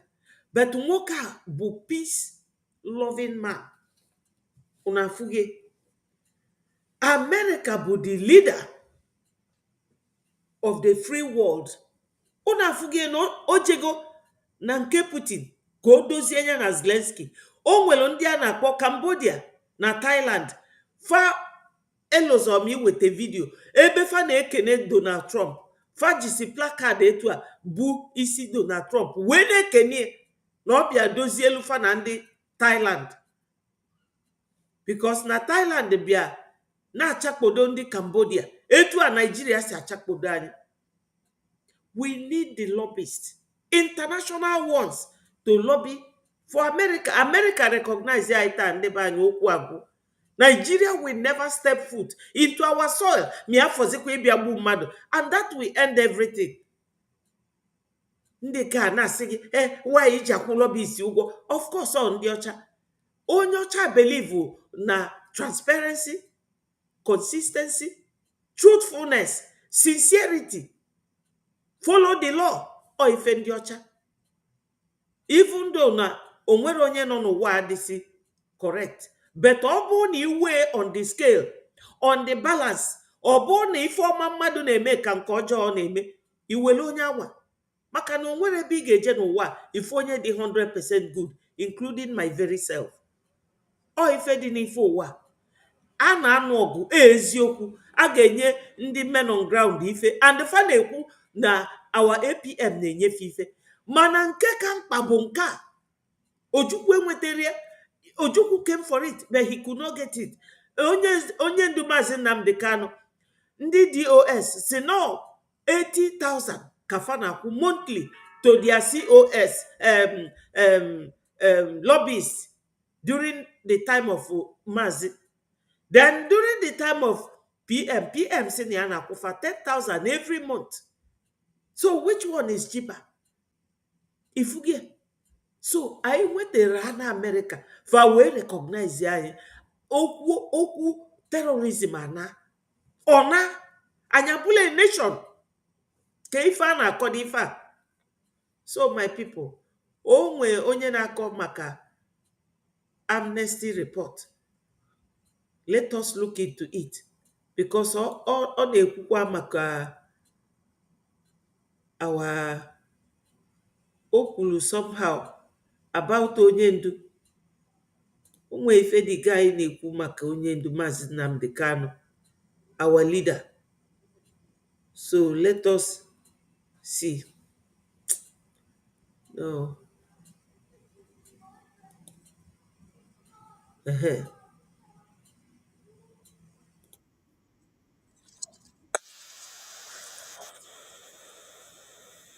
Destroy everything they thought and think about IPOB and ESN. Now, if you listen to this man, you will understand that even the evidence that the federal government of Nigeria presented before the court against Nnamdi Kanu, when they mention places that IPOB and ESN are operating there, Amnesty International report is contrary to that. And that is what this man has been saying, that they are going to mobilize influences from across the world for them to put their eyes on what is going on in the southeast. They said the Bubago is being used by politicians to kill the Igbos. Then the army, the police, that whenever they are looking for this IPOB and ESN, they will just go and carry people and disappear them. So the case of disappearing that I have been talking about for almost 2 years, Amnesty International has come to in fact vindicate me. Because when I talk about Nigerian military police disappearing people from the southeast, a lot of people are not interested to understand what I am saying. So take a listen to understand what is actually happening. This is the truth about Nigeria. So I'm looking at part of the reports of Amnesty International, one of the summaries, which I would like you to provide insight. So he said, the multifaceted nature of the actors in the Southeast violence makes it easy for state and non-state actors to reduce the actors to a singular narrative, an IPOB ESN secessionist group. What do you make of that? Well, what we are saying is that there is a popular, very wrong narrative around that whenever you heard about attacks or killings or arson in Southeast, it has been completely reduced and narrowed to a very wrong, not entirely, but very narrow narrative of saying that IPOB ESN. But the issue is beyond that. We believe that focus, or that wrong focus, and narrowing down everything to ESN and IPOB has completely deprived the authorities of the opportunity to holistically look at the problem and solve it. Beyond the issue of IPOB and ESN, there are so many other issues. Drugs, there are issues of cult groups, there are issues of political violence, all this, and criminality, whereby because gunmen believe that whenever they strike, the blame is shifted to IPOB, therefore they continue to do their activities. And we believe that has made it very difficult for the government to address the problem, and it has narrowed down the problem to the wrong focus. That is why we say this crisis is hybrid. It has so many faces, it has so many dimensions, and all dimensions have to be looked at and thoroughly examined so that people will live in peace. Many people don't go to the Southeast anymore to bury their dear ones. Many people don't go at Christmas. Many people don't go on holidays to visit their families. They have to move their families somewhere safer, either Lagos or Abuja, and then they meet their families. And this is unfortunate, and it is affecting people's right and dignity of life itself. Una nuge ndị Amnesty International, this our brother Okocha, onye na-report ife a, ọ sị that Amnesty International destroys Nigeria's evidence against Kanu because onye ndu bidoro peacefully with flag na-ayọ Nigeria ka emee a referendum so that onye ọbụla nwere ike kwuo ebe ọ chọrọ ịnọ. Nigeria amalgamate na 1914 wee sị na after 100 years onye chọrọ ịpụ ga-follow the procedure. Ifolo procedure ịpụọ ifuge that procedure ka onye ndu chọrọ ifolo fajụ maka na Fulani nwere agenda. Kịta fa yuzuo Hope Uzodimma wee bido tinye ọgbaghara na Southeast maka onwere ife na-eme na be anyị. This is it. Ọ ife anyị ji anụ ọgụ a wee luo echi. Ị ga-ajụ onwe gị kedu oge ọgụ a ga-ebe? Ọ bụ na anyị abụla a nation today, ọgụ anụnwa ime afụfa na our land lai they will a ga-aba anụfa. Anyị achọrọ ndị na-akpọ isi anyị na Biafra land. Every religion can be, but not ndị na-akpọ isi anyị. Never. People like us will protest against it. Some countries, Asia, ụfọdụ fe nwere ndị na-akpọ isi anyị na befe atọl. So my people, ife niile anyị na-akọ kedu ebe o ende n'ịtụ ego. Ejemma taa bụ Saturday 16th of August 2025 7 p.m. onye ọbụla bụ onye Biafra ọ bụrụgodu na ijiri ego ị ga-atụ bịa ebe anwa. A sị na gidigidi bụ ugwu eze. Ndị be anyị lotakwanụ nọ agbasi egwu ọ na-anụ ukwu. Ife niile a m na-ekwu ịma ebe ọ ende na Ejemma in the morning, Ejemma in the afternoon, Ejemma in the evening. That is what we need. Ogologo okwu a m na-akọ ife ga-ebie bụ na anyị nweta recognition, bụrụ a nation of our own. Nigeria bụ ndị very corrupt people. Onya kafaje use saboteurs in our midst because onwere in Nigeria amaro ife ọma so si ife ọjọọ and ụfọdụ n'ime anyị bụ ndị ka nwee Nigeria mentality abịa nyefe ego fesolufa ego the root of all evil. So my people, the only way I ga-esi wee dust the fruit of Fulani from our land bụ Ejemma. Ka anyị na-atụ ya na afụgele ya so ọbịa yesterday akpọrọ ya na mgbede n'ime abalị ọbịa maka na a na-akwụ ya ụgwọ. Ọ bụrụ na ị da-akwụ ya ụgwọ ma abịa. And the earlier sooner anyị mere ife a meghara ọdachi, it will be better for us ka anyị bụrụ a nation. Okay, onye na-asị ka enye men on ground ego, Fulani o take go over our land, mba, and they will never, because fa na fight war of attrition, anyị nwa na fight guerrilla warfare. Daalụ sọ NK, daalụ nwanne m, daalụ for all your beautiful submissions. Thank you, thank you, daalụ. Ife niile anyị na-eme bụ ịkọwalụ ndị be anyị na nee ndị Igbo tụrụ ilu si na akọwaluo egeluo, ka ndị be anyị na-aghọta ife kpatara anyị ji n'idie lobbyist. Anyị na-anụsị ndị ọgụ, o nwerekwa oge fabia anyị ada anụsịfa ọgụ.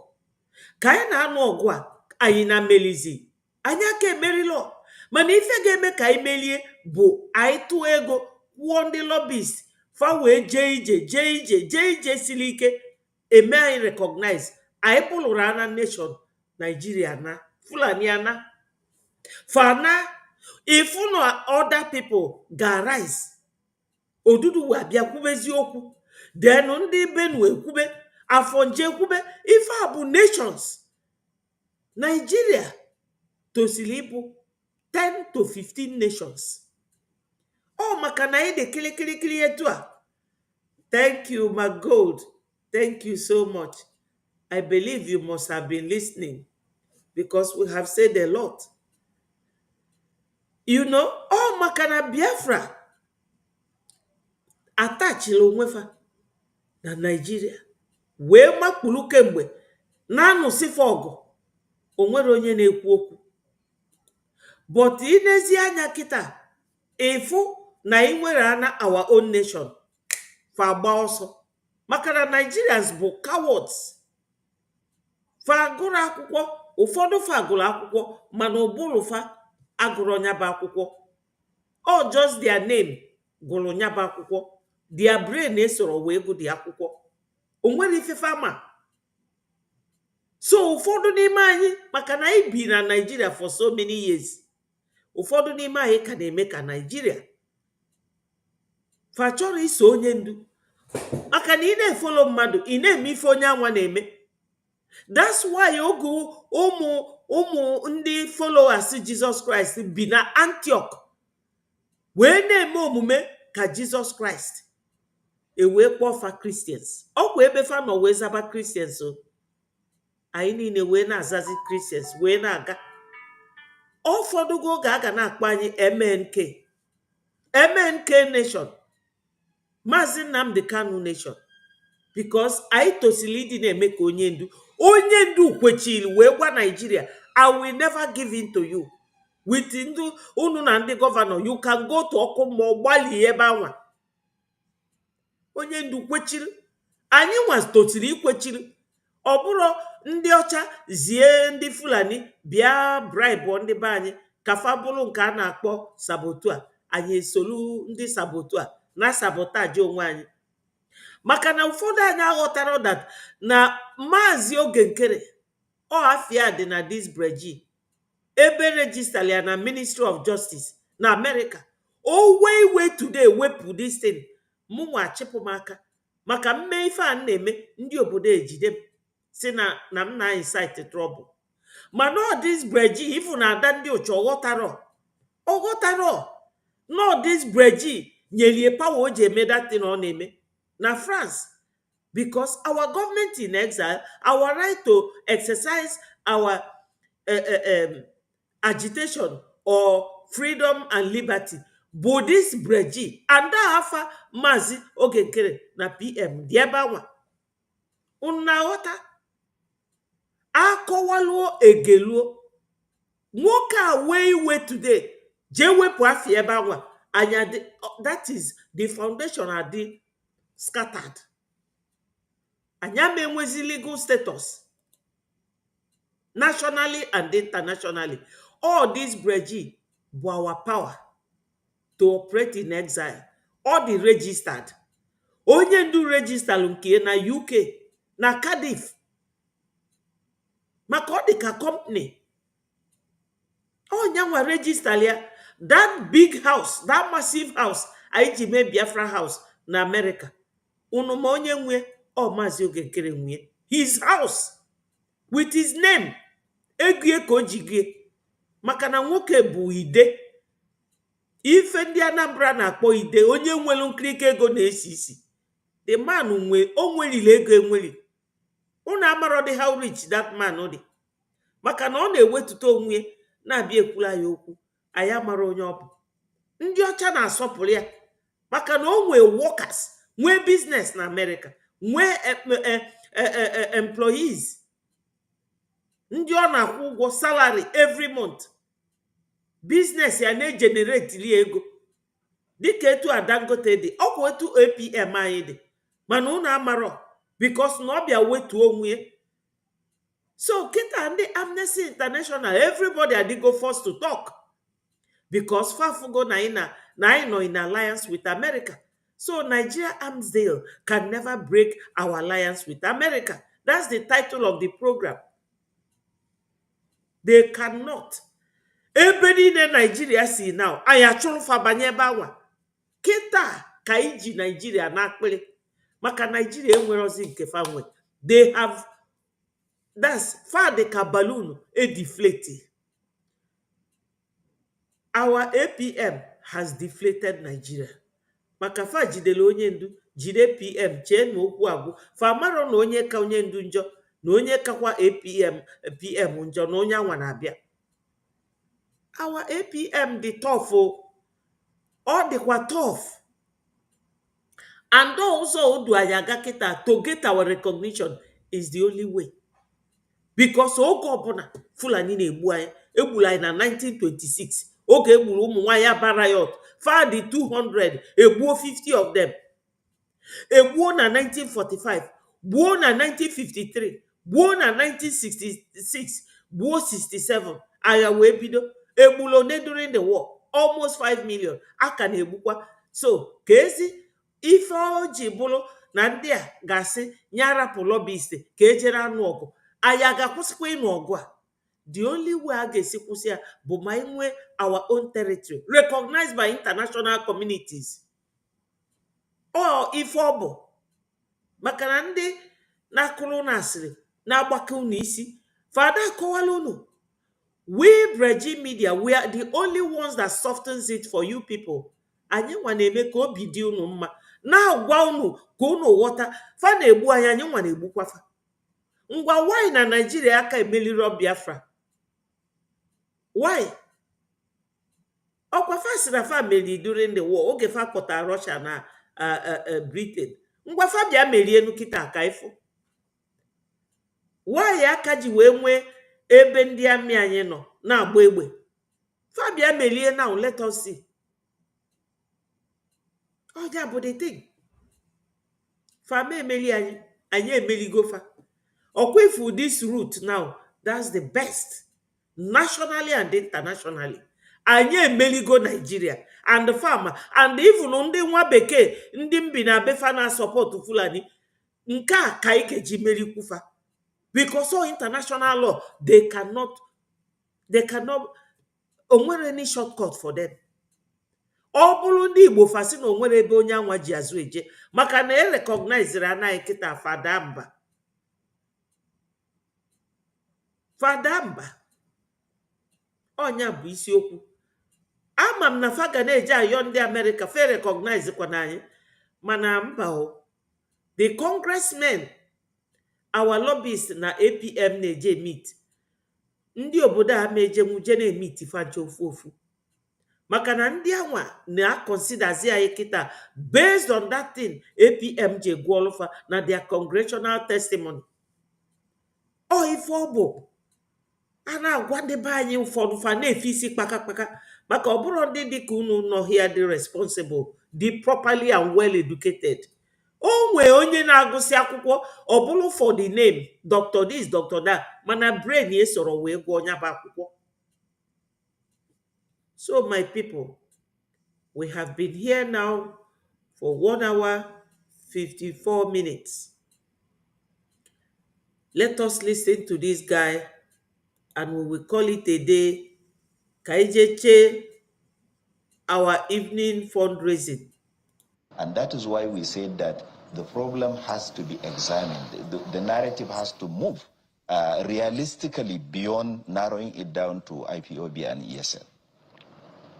And your report indicts the police, the military, and Ibubuagu in the southeast of much of these killings, to which the defense headquarters has been responding. The Director of Defense Media Operations, Major General Kangi, particularly responded. We'd like you to listen to the soundbite, and we'll come back for your reaction.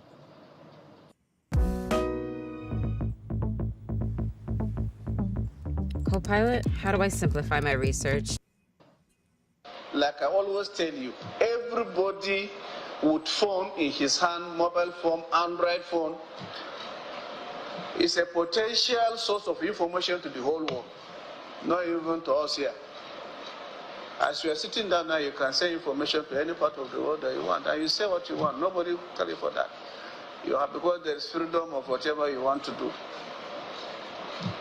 But we can tell you that the military is not engaged in any extrajudicial killing in the southeast. You will all agree with me that the effort of our troops in the recent 2 months have significantly improved the security situation in our country, as most of the reports we have been hearing and operation being conducted has reduced because the efforts of those criminals have seriously been degraded.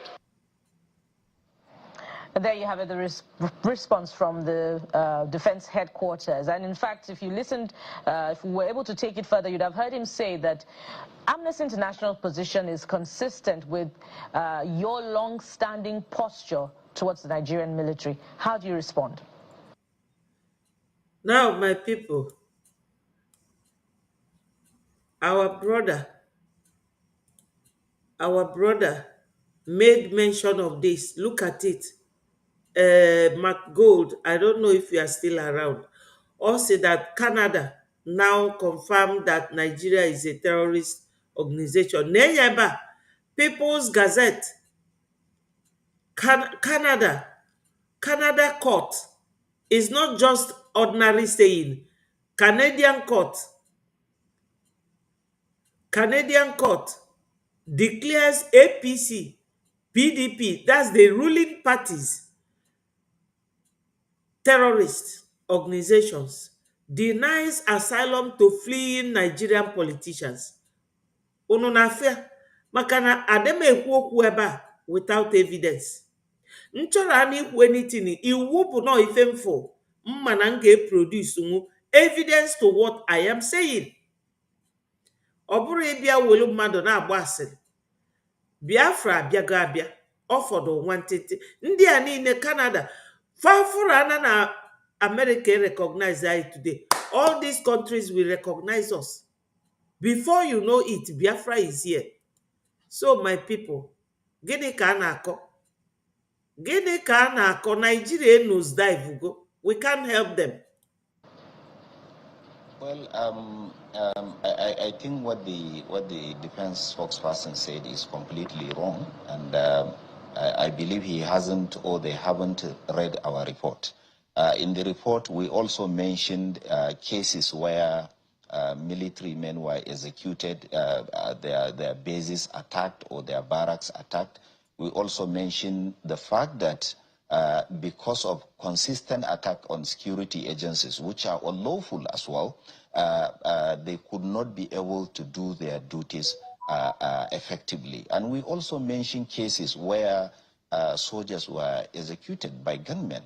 And therefore, it is not about consistency, about condemning the military. What we are doing is doing the honest thing and saying that we have cases. While doing this investigation, we interviewed 100 people.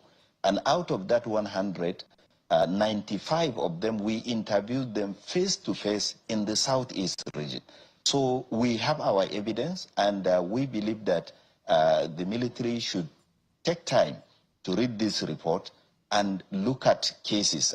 In fact, before we even release the report, we also send them letters telling them that we have these allegations. If you have any detail that can help us to understand what is going on or how your operations affect human rights, we will be glad to have them.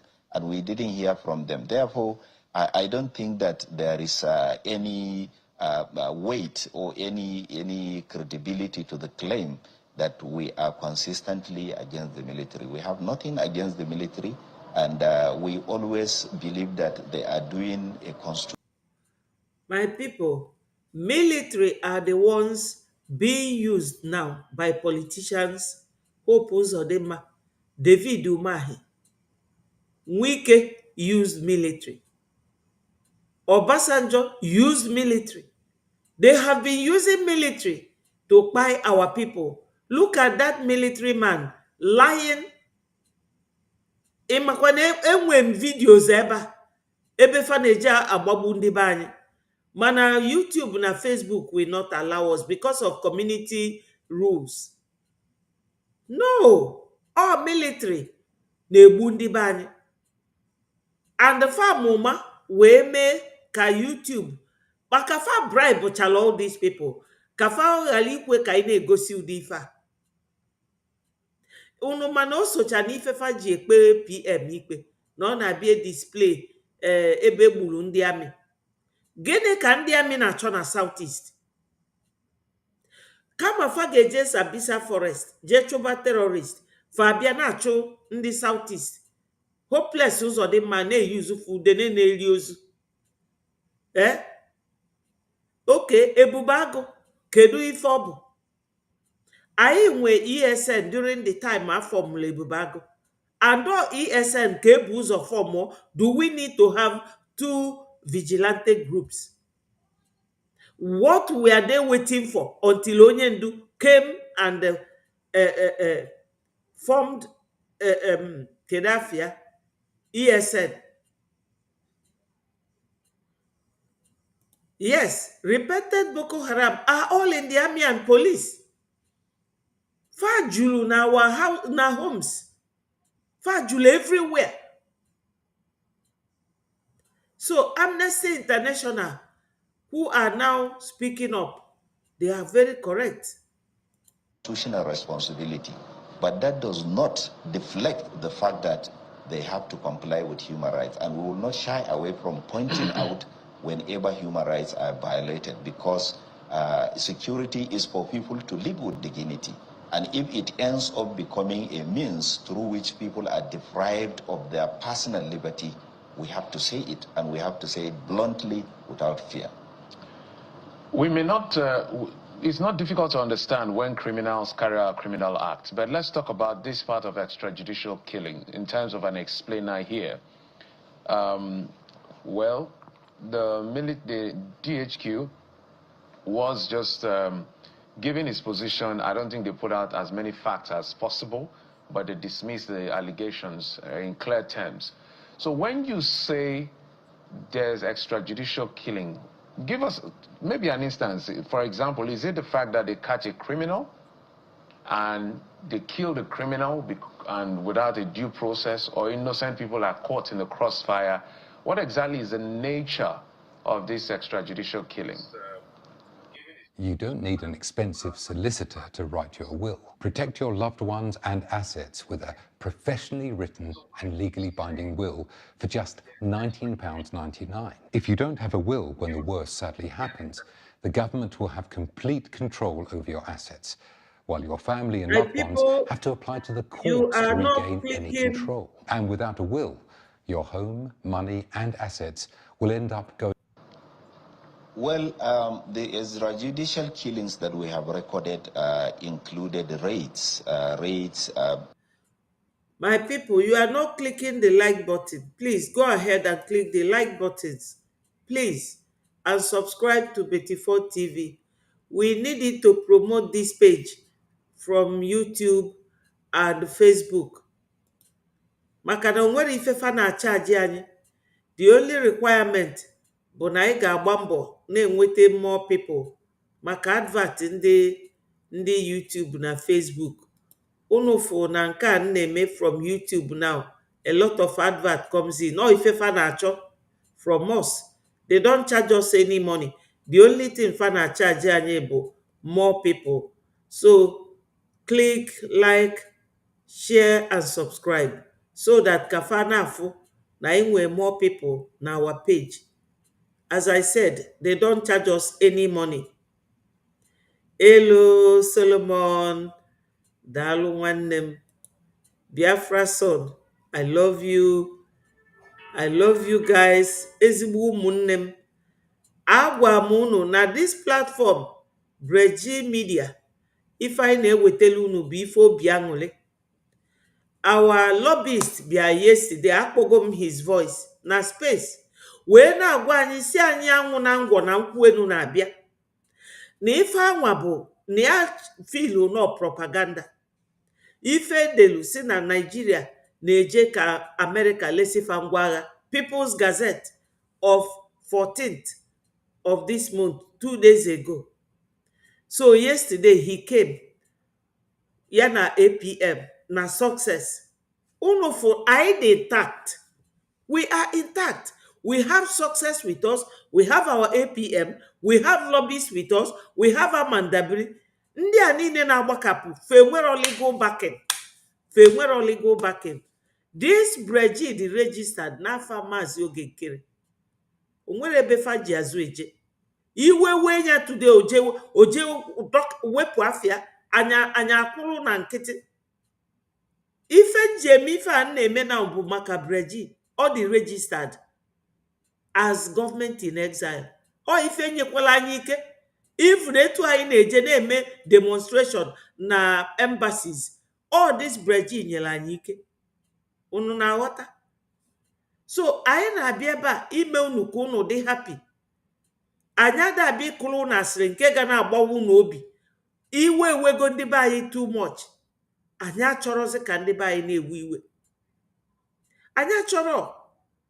Our people cannot be angry. Anyị na-ewetele unu gospel of truth. And nwoke onye Amnesty International a na-akọwa nọ ndị amị ka Nigeria gọọmenti na-eyuzu wee na-egbu ndị Biafra.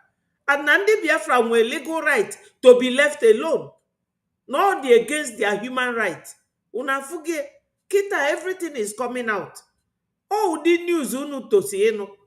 So our lobbyist si na ya na PM, APM geje meet ndị congressmen. Una from no good news.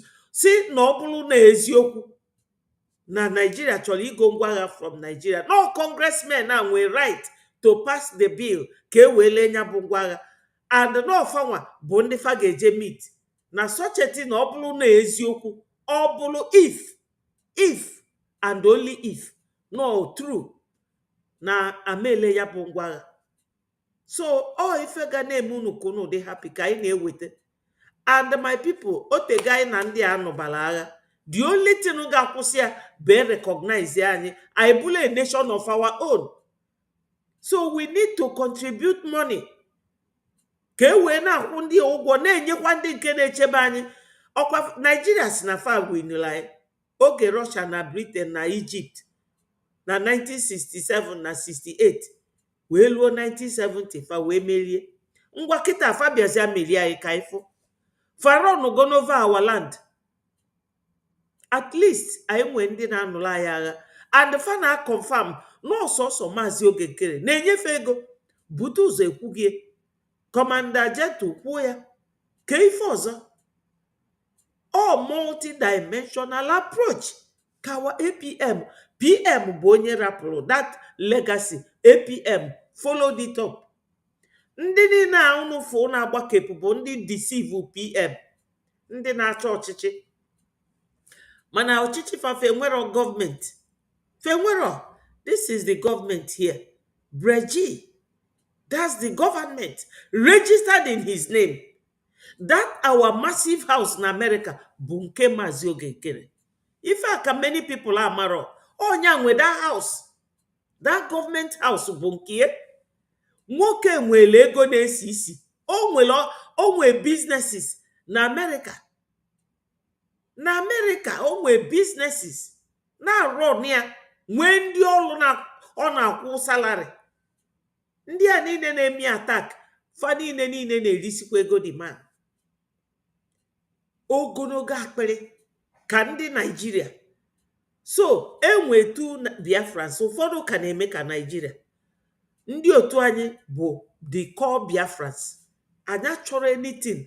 Anyị jụrụ Nigeria n'otiti na nlafue niile. We don't want anything to do with Nigeria ever again. And also ka anyị na-achụzi Nigeria now. Anywhere fa tinyere isi, anyị eje ebe anwa chọpụta fa ka oke, gbuo fa. Monday a na-abịa abịa unu ga-afụ.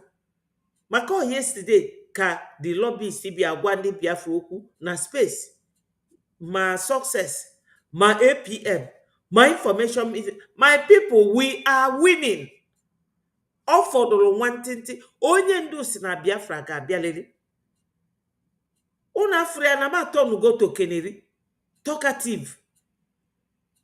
But ọ dị m obi mma talking to my people na language fa na aghọta.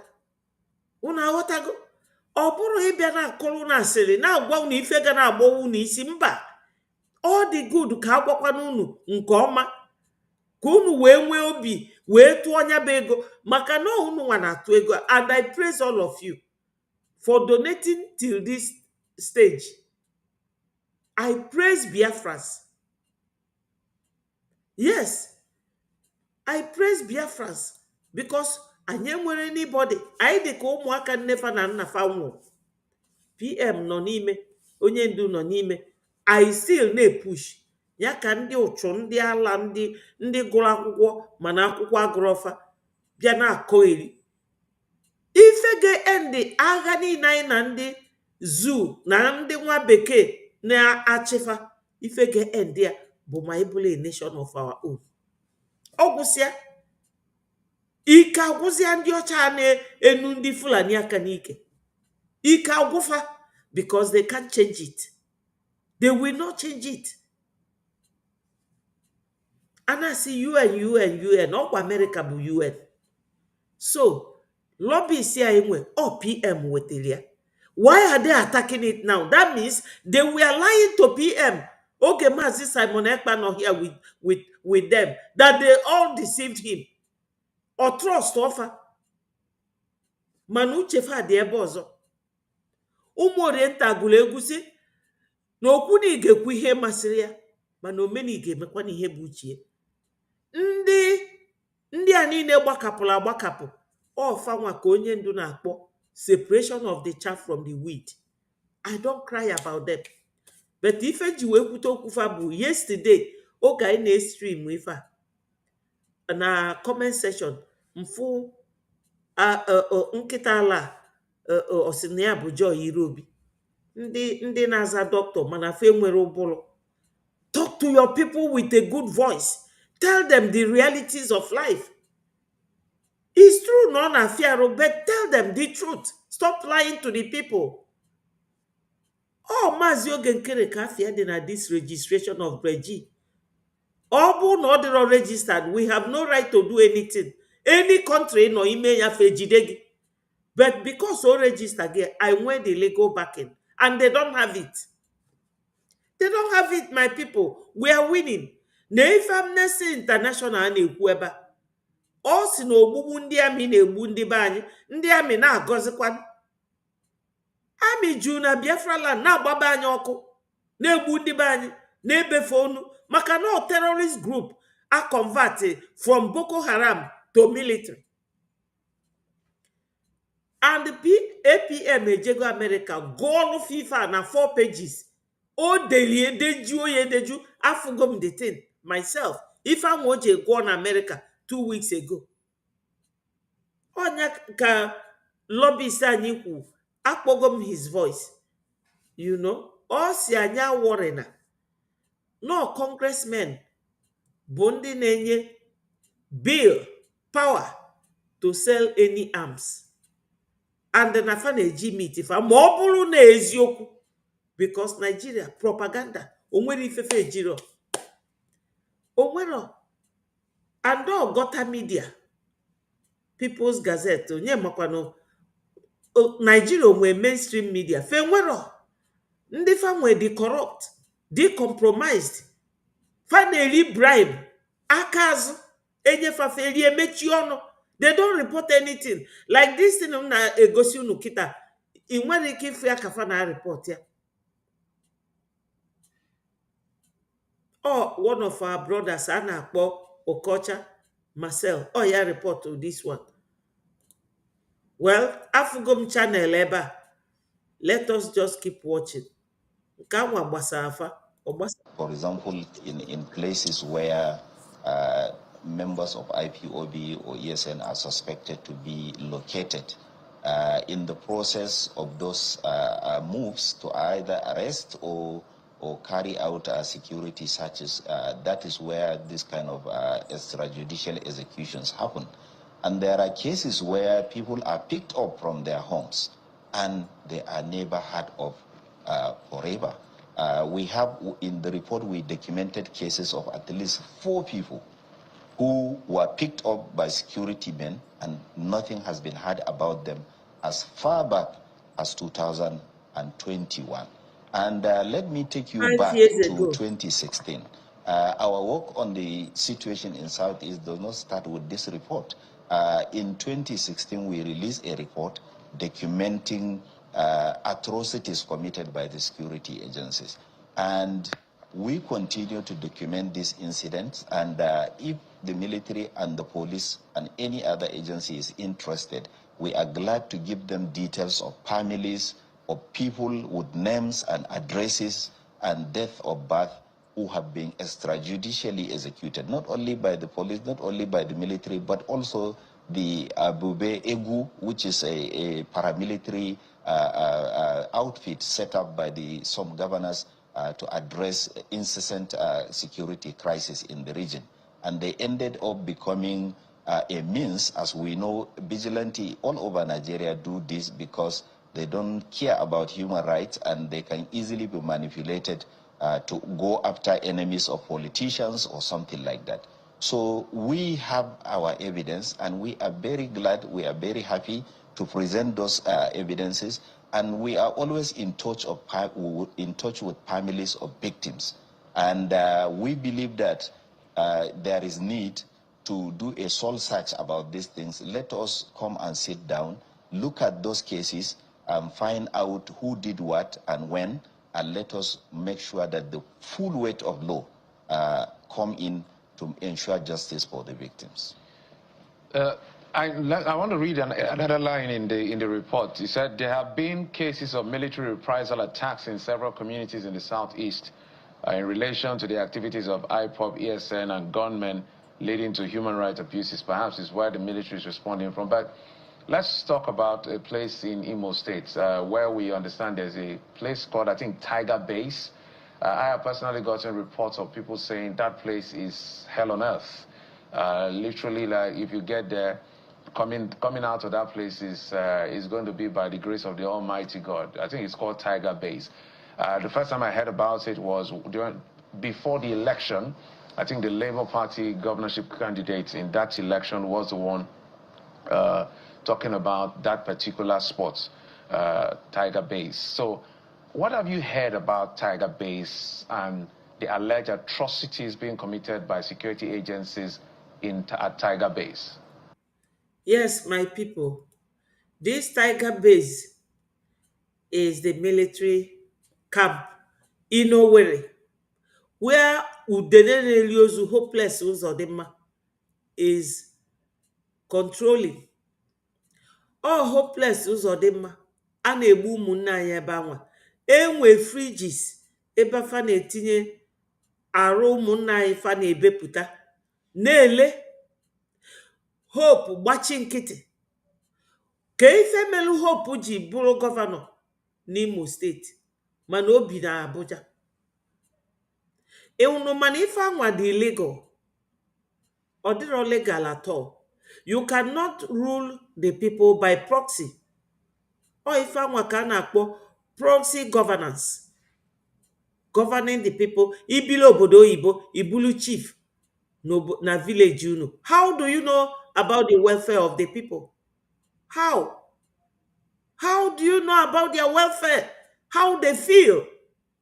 Oge m bịara obodo a, Tony Blair, ọ ka dị 33 years wee chiba Britain. Ọ na-ada eje from school to school. Ọ travel, oje Ireland, oje Scotland, oje Wales, oje ebe oje ebe a. Ọ bịazie oge nwee Dunblane, ya one student ji egbe jee kpagbuo ụmụ akwụkwọ ma teachers na Dunblane. O jele ebe anwa. Ife a na-egbu ndị be anyị kịta, ifunugo hopeless ụzọ dị mma, obi abụja wee na-achị ndị mmadụ n'Imo. All the very illegal.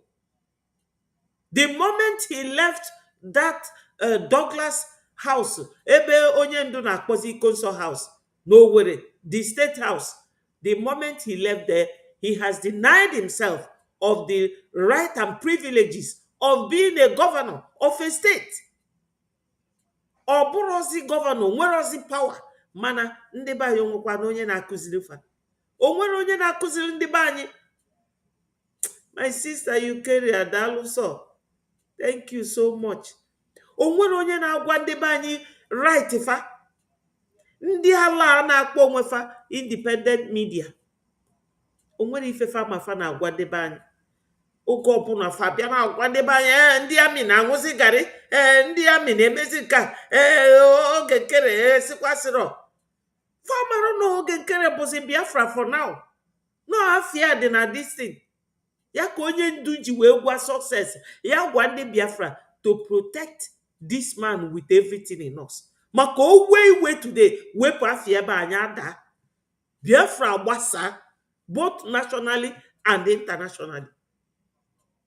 Ndị be anyị nwere ọgụgụ isi. Oge ọbụla anyị na-ekwu, anyị amaka, anyị nwere ọnụ, sọsọ anyị nwa na-ekwu, sọsọ anyị nwa na-achọkwa inwe independent. Ka ife na-emedu ndị be anyị. Ndị a gbara ọgwụ n'isi. Isi na ịgụrụ akwụkwọ, ị na-aza dọkịta. Dọkịta bụ sọsọ mgbe ị bịa gosi PhD certificate. Ị ga-egosikwu na ịbụ dọkịta na ezigbo omume ị na-eme. Ị ga-egosi na ị maara ife by use your knowledge as an educated person. Kọwalụ ndị bụ na ife ka fa ghọta. Unu lọrọ ọsọsọ ndị be anyị nwere illiterate. Ndị ọcha nwere illiterate.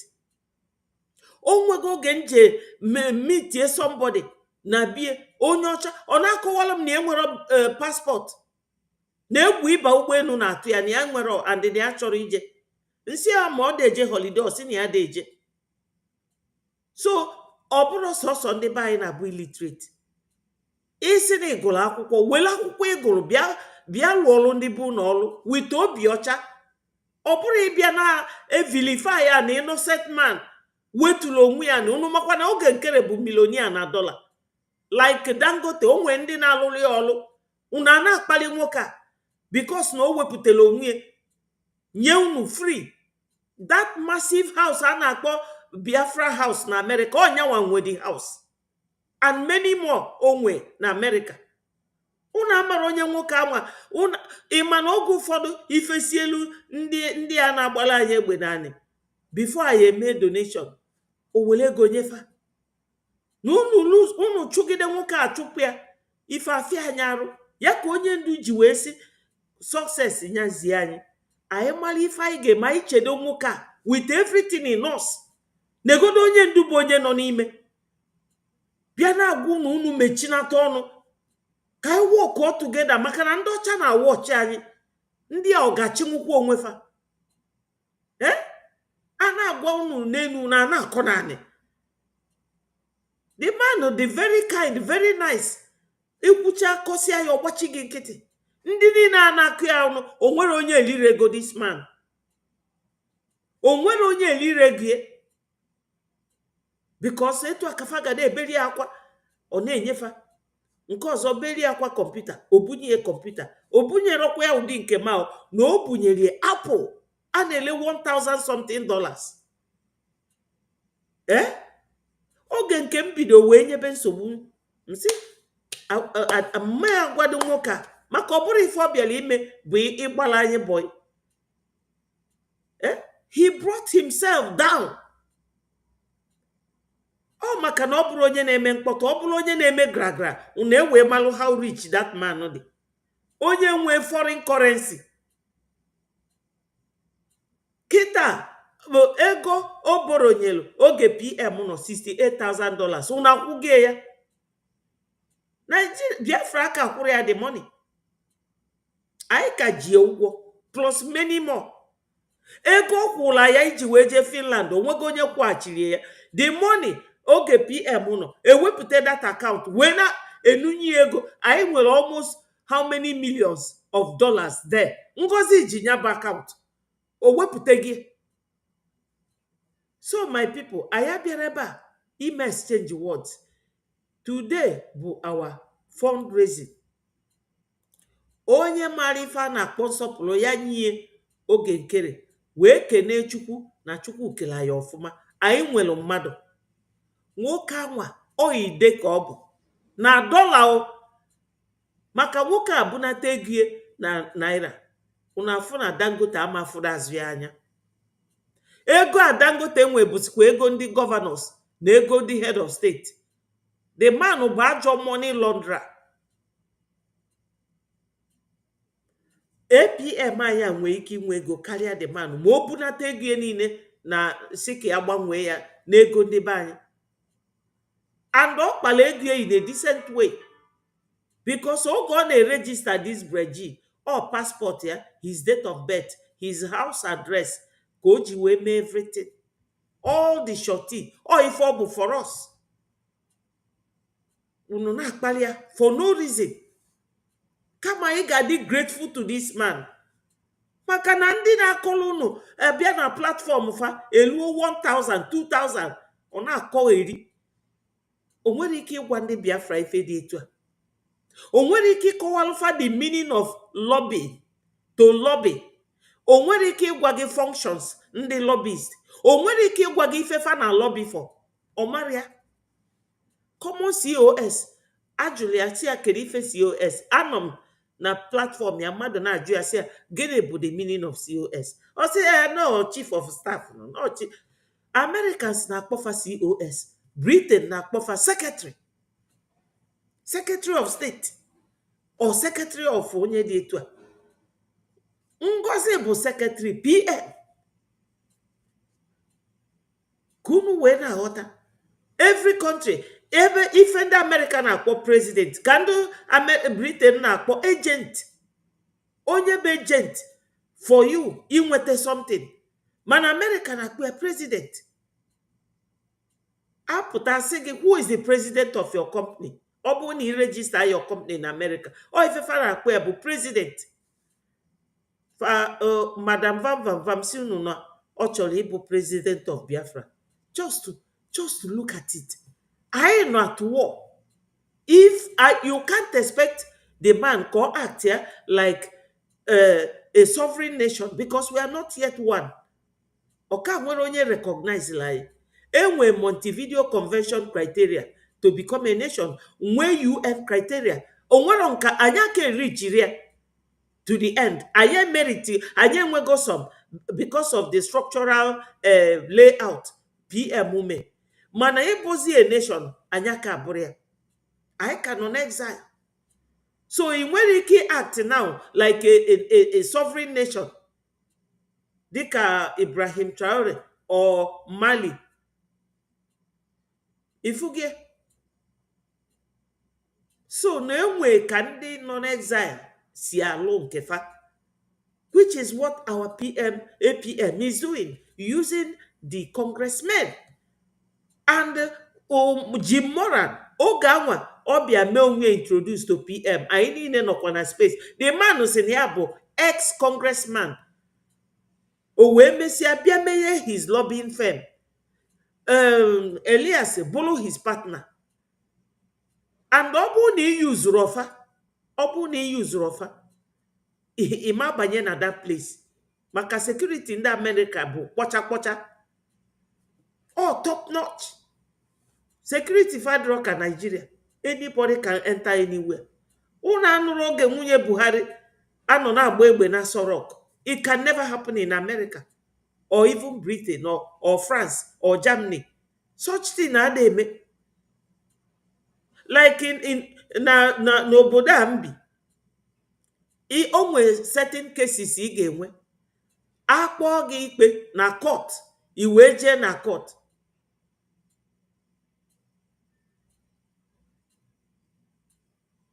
Oh,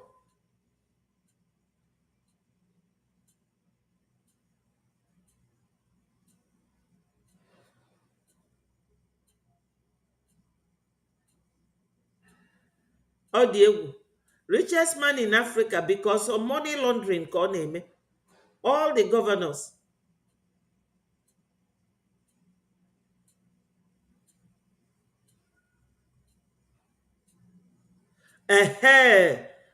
Daalụ sọ. I will display it. Yes, oge o bunyere ya bụ laptop. Afọ m ya na Finland oge ije Finland. Afọ m the laptop. You know? Apple. O ife nwoke a gonyere. Oh, Madam Vam si na o nyere 1000, na o nyekwere 400, na o nyere 3. Ka nwoke ibe gị si enye gị na-analụ. Nwatakịrị tọrọ atọ, ọ tọkwa APM atọ. Ọ tọrọ APM.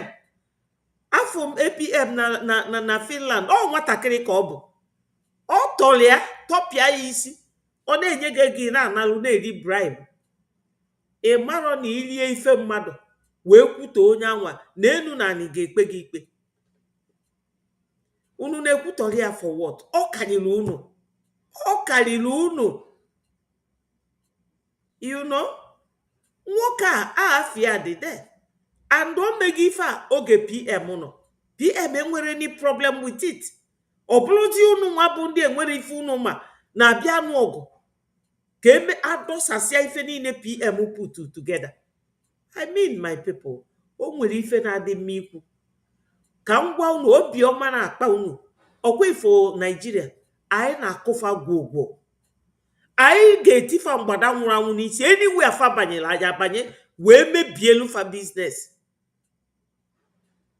Anywhere fa banyere kịta. Fa ga-ayọ anyị biko. And ọ dị n'ọfọ. Ekwulie na prophecy na Nigeria. Fa ga-akpụ afọ naanị ka agwọ. Maka agwọ nwere aka nwere ụkwụ. Afọ ya ka ọ na-akpụ naanị. Nigeria ga-akpụrụ anyị afọ naanị. Yọọ anyị biko. Mana anyị ama enwe mgbaghalụ. Because fe egbugo ndị be anyị enough.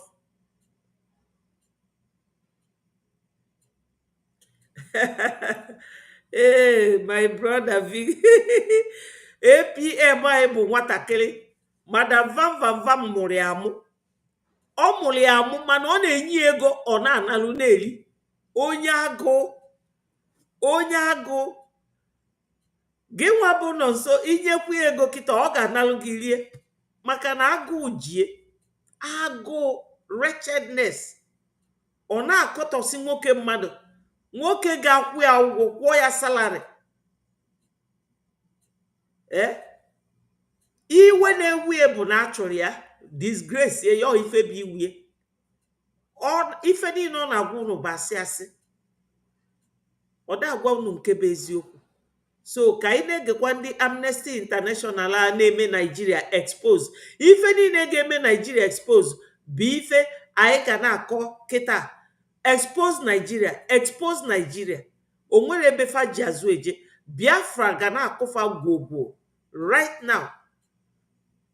Onye ndu kwuru esi nọ na Nigeria chee na fa ga-emeri Biafra na his era no asị. This era o nwere ebe fa ji azụ eje. Ọkwa fa si na fa meriri anyị before. Fa bịa meri anyị kịta aka ifo. Let them come and defeat us now. Let's see. Ndị ala. Mad people everywhere. Wait, is this you when trying to build a website? Because I got you. Oh? Check out. Well, Tiger Base is a very horrific and horrendous place where people go in and either come back with a lot of life-threatening injuries. Some end up executed. some end up with wounds that stay with them for the rest of their lives. Let me also say that Tiger Base, the cases we receive about Tiger Base, the complaints of the horrific human rights violations taking place at Tiger Base, had to compel us to do a new report, a standalone report, which we are going to release about Tiger Base. And that is all I will say about that place. But we know about it, and that is why we have even carried out an extensive research on the atrocities taking place in that place. It is just similar to the SARS base in Okuzu, also in Anambra State, where so many young people were executed, so many young people went in and they didn't come out, and their families never heard about them. And that is what Tiger Base is gradually becoming. People go in and hardly come out.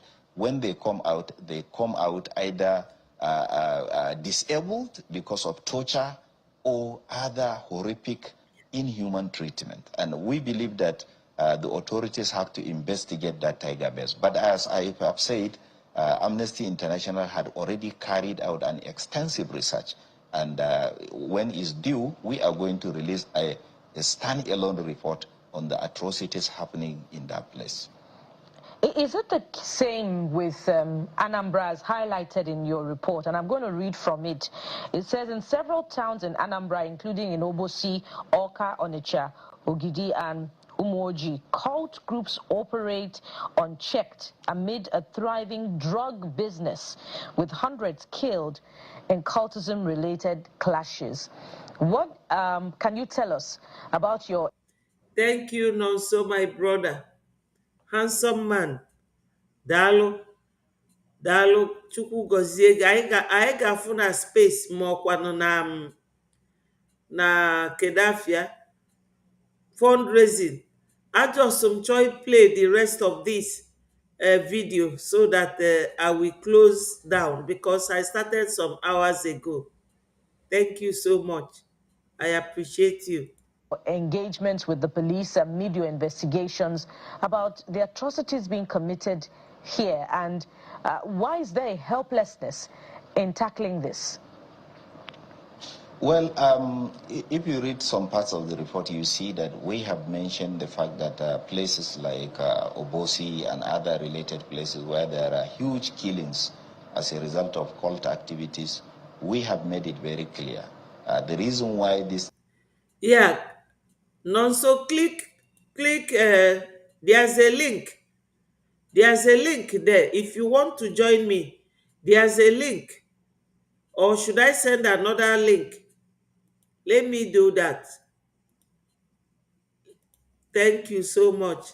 Let me click on this link if you want to come in to talk to Biafrans. Yes, the link is there now on the comment section. Just click on it. Things have been going on in those areas and other parts of the south is because almost many or all the police stations in those areas have been either burned down, the policemen killed, or something like that. So without the police and with their barracks, with their police stations constantly being attacked and their men being killed, that is why those places became what can best be described as wild west, where anything just happened without any deterrence. And that is why these things continue. And that is why we even said that these attacks on security agencies are gross human rights violations and crimes that must stop. And that is why we continue to point out that if these things continue, there will be chaos and the effect is better imagined. Yes. Please speak to Biafrans. The mic is... Good morning. Am I coming out? Yes, you are. Okay. I wanted to comment. Good morning, mommy. Good morning, everyone. I wanted to comment on that this exposition that is, that Tiger Base. The exposition. position that coming out now, because I don't know if this or is an old video. It's a new one. Very good. That means what we are is really trending, and I think that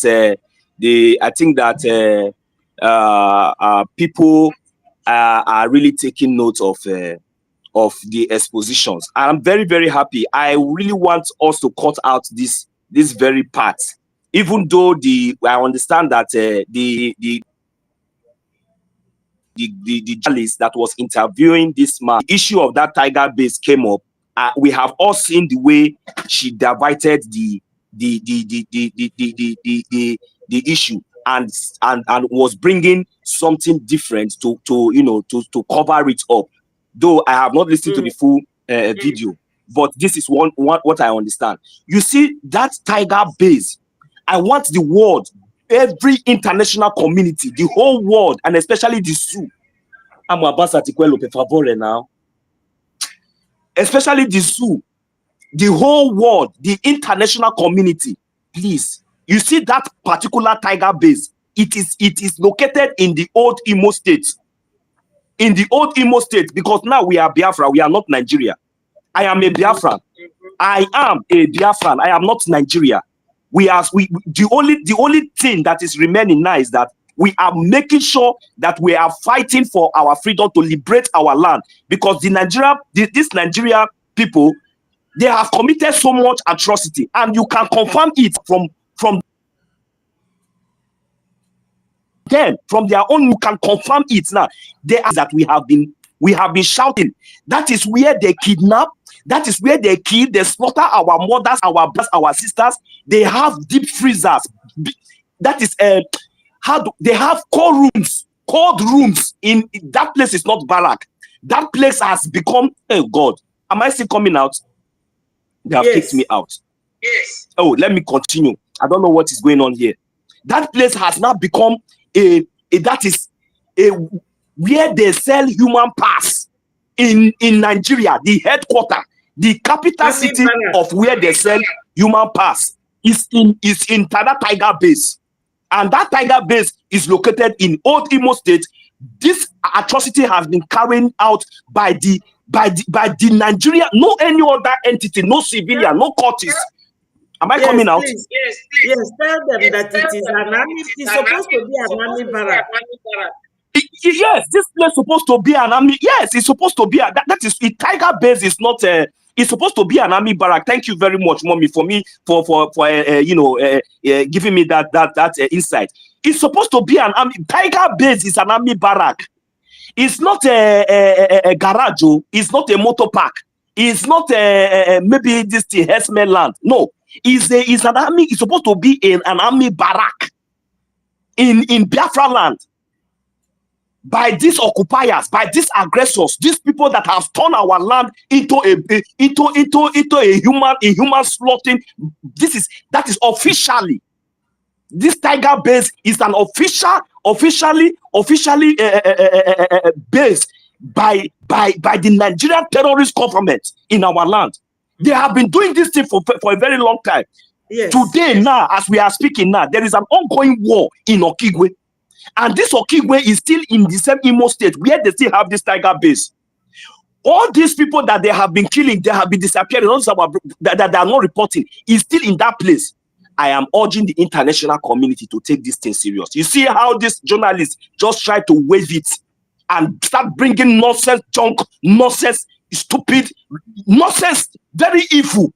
You are talking about Curtis. We are telling you about a supposed barrack that has now become a cold room where they slaughter, butcher, and sell human parts. And you think you can sweep it under the carpet? Oh. We have said it. If for that tiger base after Okigwe, because this battle in Okigwe, this unreported silent war in Okigwe, God in heaven knows.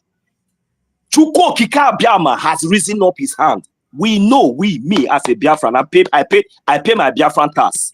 I pay my liberation tax. As long as I pay my liberation tax, I am standing on that confidence. I am telling those people in Okigwe, both the Sabos and all of them put together, you all will be defeated. Mark this word, you all will be defeated. At the end of the day, you see this recognition, all this help, all these things. Me, myself, as a Biafran, I already know, I have decided it is not by our power, it is not by our mind, but I understand what we can do, and that is what I am doing, and I will continue to do it, even though it is only me one, because all of you cannot stop us.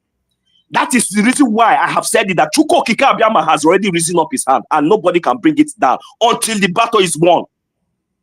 Okigwe will be all your end. And after Okigwe, that tiger base will be exposed. The whole world will see. And we are going to make sure we are going to teach Nigeria a lesson that the whole world will see, that we understand. Because this time around, we are not going to be the one to be explaining to the world what we have been to. They must be the one to explain to the world. You see this thing that they have been covering, they will be the one to show it to the whole world. Because we have gotten to that extent that we are not going to go back anymore. I don't care. This one is just me vibrating here. I am not among the Biafra Liberation Army, but my force is speaking. But I am very, very angry, very, very bitter. It is not based on emotion, but I am just trying to imagine, not maybe in the middle of this fight, now that they have not been reporting, they have been killing us, then it's more time they will not come and say, let us say, when we have not taught Nigeria a lesson. I am pleading on every one of us, Biafrans. We need to teach Nigeria. This is the only opportunity, now that they are not reporting it. This is the only opportunity that we have to deal with these people in Okigwe.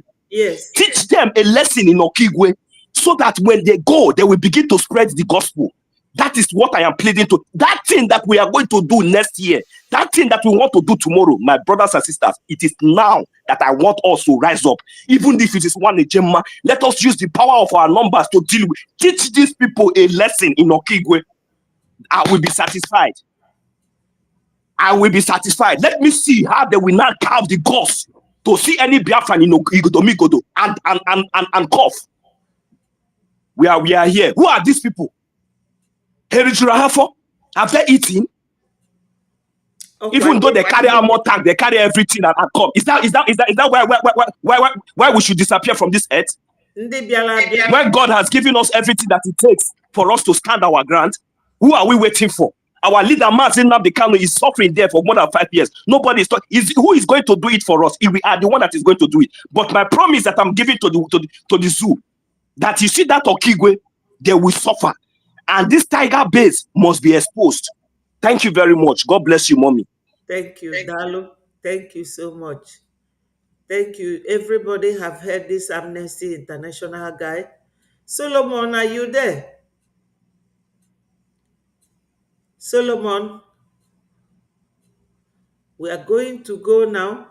Ndị be anyị na-enu this link or link eji donate ego buy.stripe.com and www.biafrarepublicgovernment.org. taa bụ mbọsị anyị na-atụ ego. Ọ bụla eje mma ofu ka iji welie bịaba, ijide 100 welie bịaba, ijidegodu 1000 welie bịa. Anyị na-emekwa IOU. Ego ọbụla inyelu Biafra na loan, Biafra abịago abịa, my people, fa ga-akwụ gị adọbụ. Bankị adakwụ ụdị ụgwọ anwa, mana ụnụ amago na onye o ji n'onu, onye ọ na-eme omume na-emekwa obube.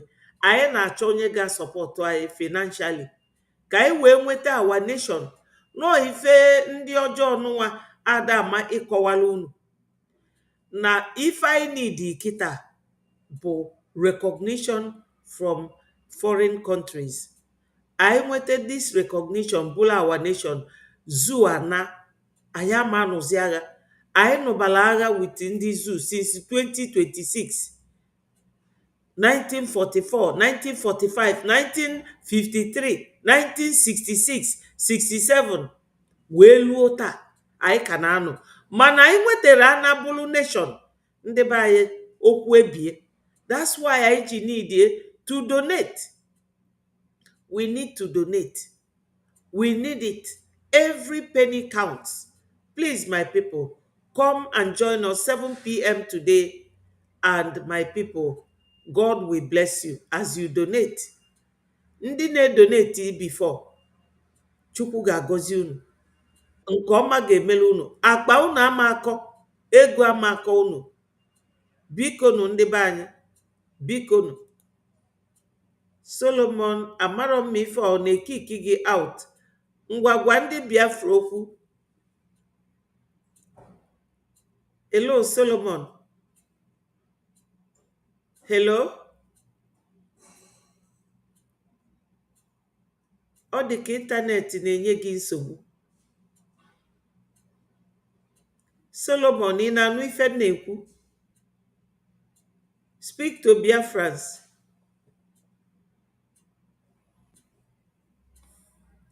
Okay.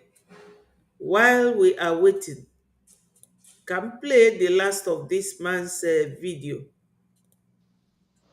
If you are sleeping in a position like this, you are wrecking your body and your breathing. Obstructive sleep apnea happens. All right, so in winding down, in wrapping up this conversation, Amnesty has always been the conscience trying to check excesses in terms of human rights, and we cannot wait for that report on Tiger Base. And when it comes out, we invite you, also invite the government, because there's this back and forth as to that particular place, the notorious things that go on there as alleged, and people just disappear according to what we hear.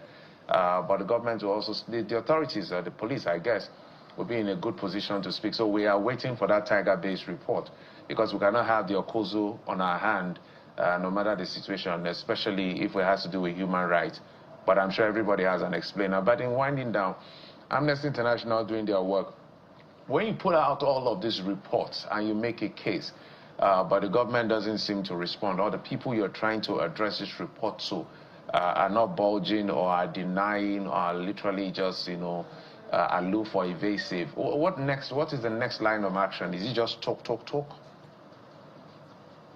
Well, it's not talk. Amnesty International is a global organization. We have over 10 million members across the world. And we are not only in Nigeria, we are in almost 152 countries. And we pull our force, we pull our numbers, we pull our capacity to mobilize and sensitize and influence policy. We use it everywhere. For example, the campaign on the situation in the Southeast is going to take place all over the world. It will continue. We will make sure that the world's attention is brought to it. We will make sure that appropriate authorities have done the right thing. And it is not only about talks. These things are documented, and I don't think that anything that has been documented will end up as a talk. We believe that even if this leadership or current government and the ones to come and the previous ones continue to ignore these things, we believe that one day justice will catch up with all the human rights violators. We are very optimistic, we are very positive, and we are never discouraged by the I don't care attitude of the current leadership in the country and politicians who focus more on election than the lives of the people. And we await that report. And we must also add at this point, yes, we've heard from the military. Needless to say that there should be more exhausting conversations, but we must also hear from the police on this one, their position as to the implications of your report. We must thank you very much, Mr. Issa Sanusi, is the Amnesty International Country Director for Nigeria. Thank you very much. So, my people, that's the end of that very news. I thank you all for being here when I am around. I do appreciate all of you. Ndị be anyị, ọ ga-adịrị unu mma, inugonu. Nke ọma mee, anyị ga-eme ka unu malụ. Anything omeli iwu bụ na anyị ga-eme ka unu malụ. Nke ọma na-emela anyị kịta. Anyị amasị na ife dị njọ, maka na APM ọ nwoke zuru ezu ka ọ bụ. Ọ ma ife ọ na-eme. Onye bụ a successful businessman ma ife ọ na-eme. So, onye ada na mba, bịanụ na mgbede a by 7 p.m. na Zoom ka anyị tụkọ ego, take our stock. Malụ ego na anyị gara atụta onye ji nke o ji ya welu bịa biko na ụmụnne m na ụmụnna m onye ada na mba anyị elugo ebe anyị na-eje biko nụ ọfọ nwantịntị biko bịanụ ka unu tụọ ego Fulani amanala anyị our ancestral land anyị si mba famemie biko nụ during the war etu a ka anyị niile nọ bụrụ ụmụaka ghasalụ primary school anyị ejero anyị nọ ara ịtọ n'ụlọ ifugie nya melu nji wee sị na m ga-eso ndị be anyị na-eme ife a na-eme biko nụ my people biko ụmụnne m na ụmụnna m jisi n'ike ọ ga-adịlụ nwoke mma dịlụ nwaanyị mma biko nụ onye ada na mba I will see you people ọ bụrụ na ọ bụrụ echi ọ bụrụ Monday. Have a very nice weekend and may God continue to bless you Biafrans. Ise all hail Biafra, peace, progress, unity and equity. Bye from here. I love you all. Chetekwanụ onye ndị ilo gbara gburugburu na-eche ndụ ya nche mgbe niile. Ụmụ Biafra, unu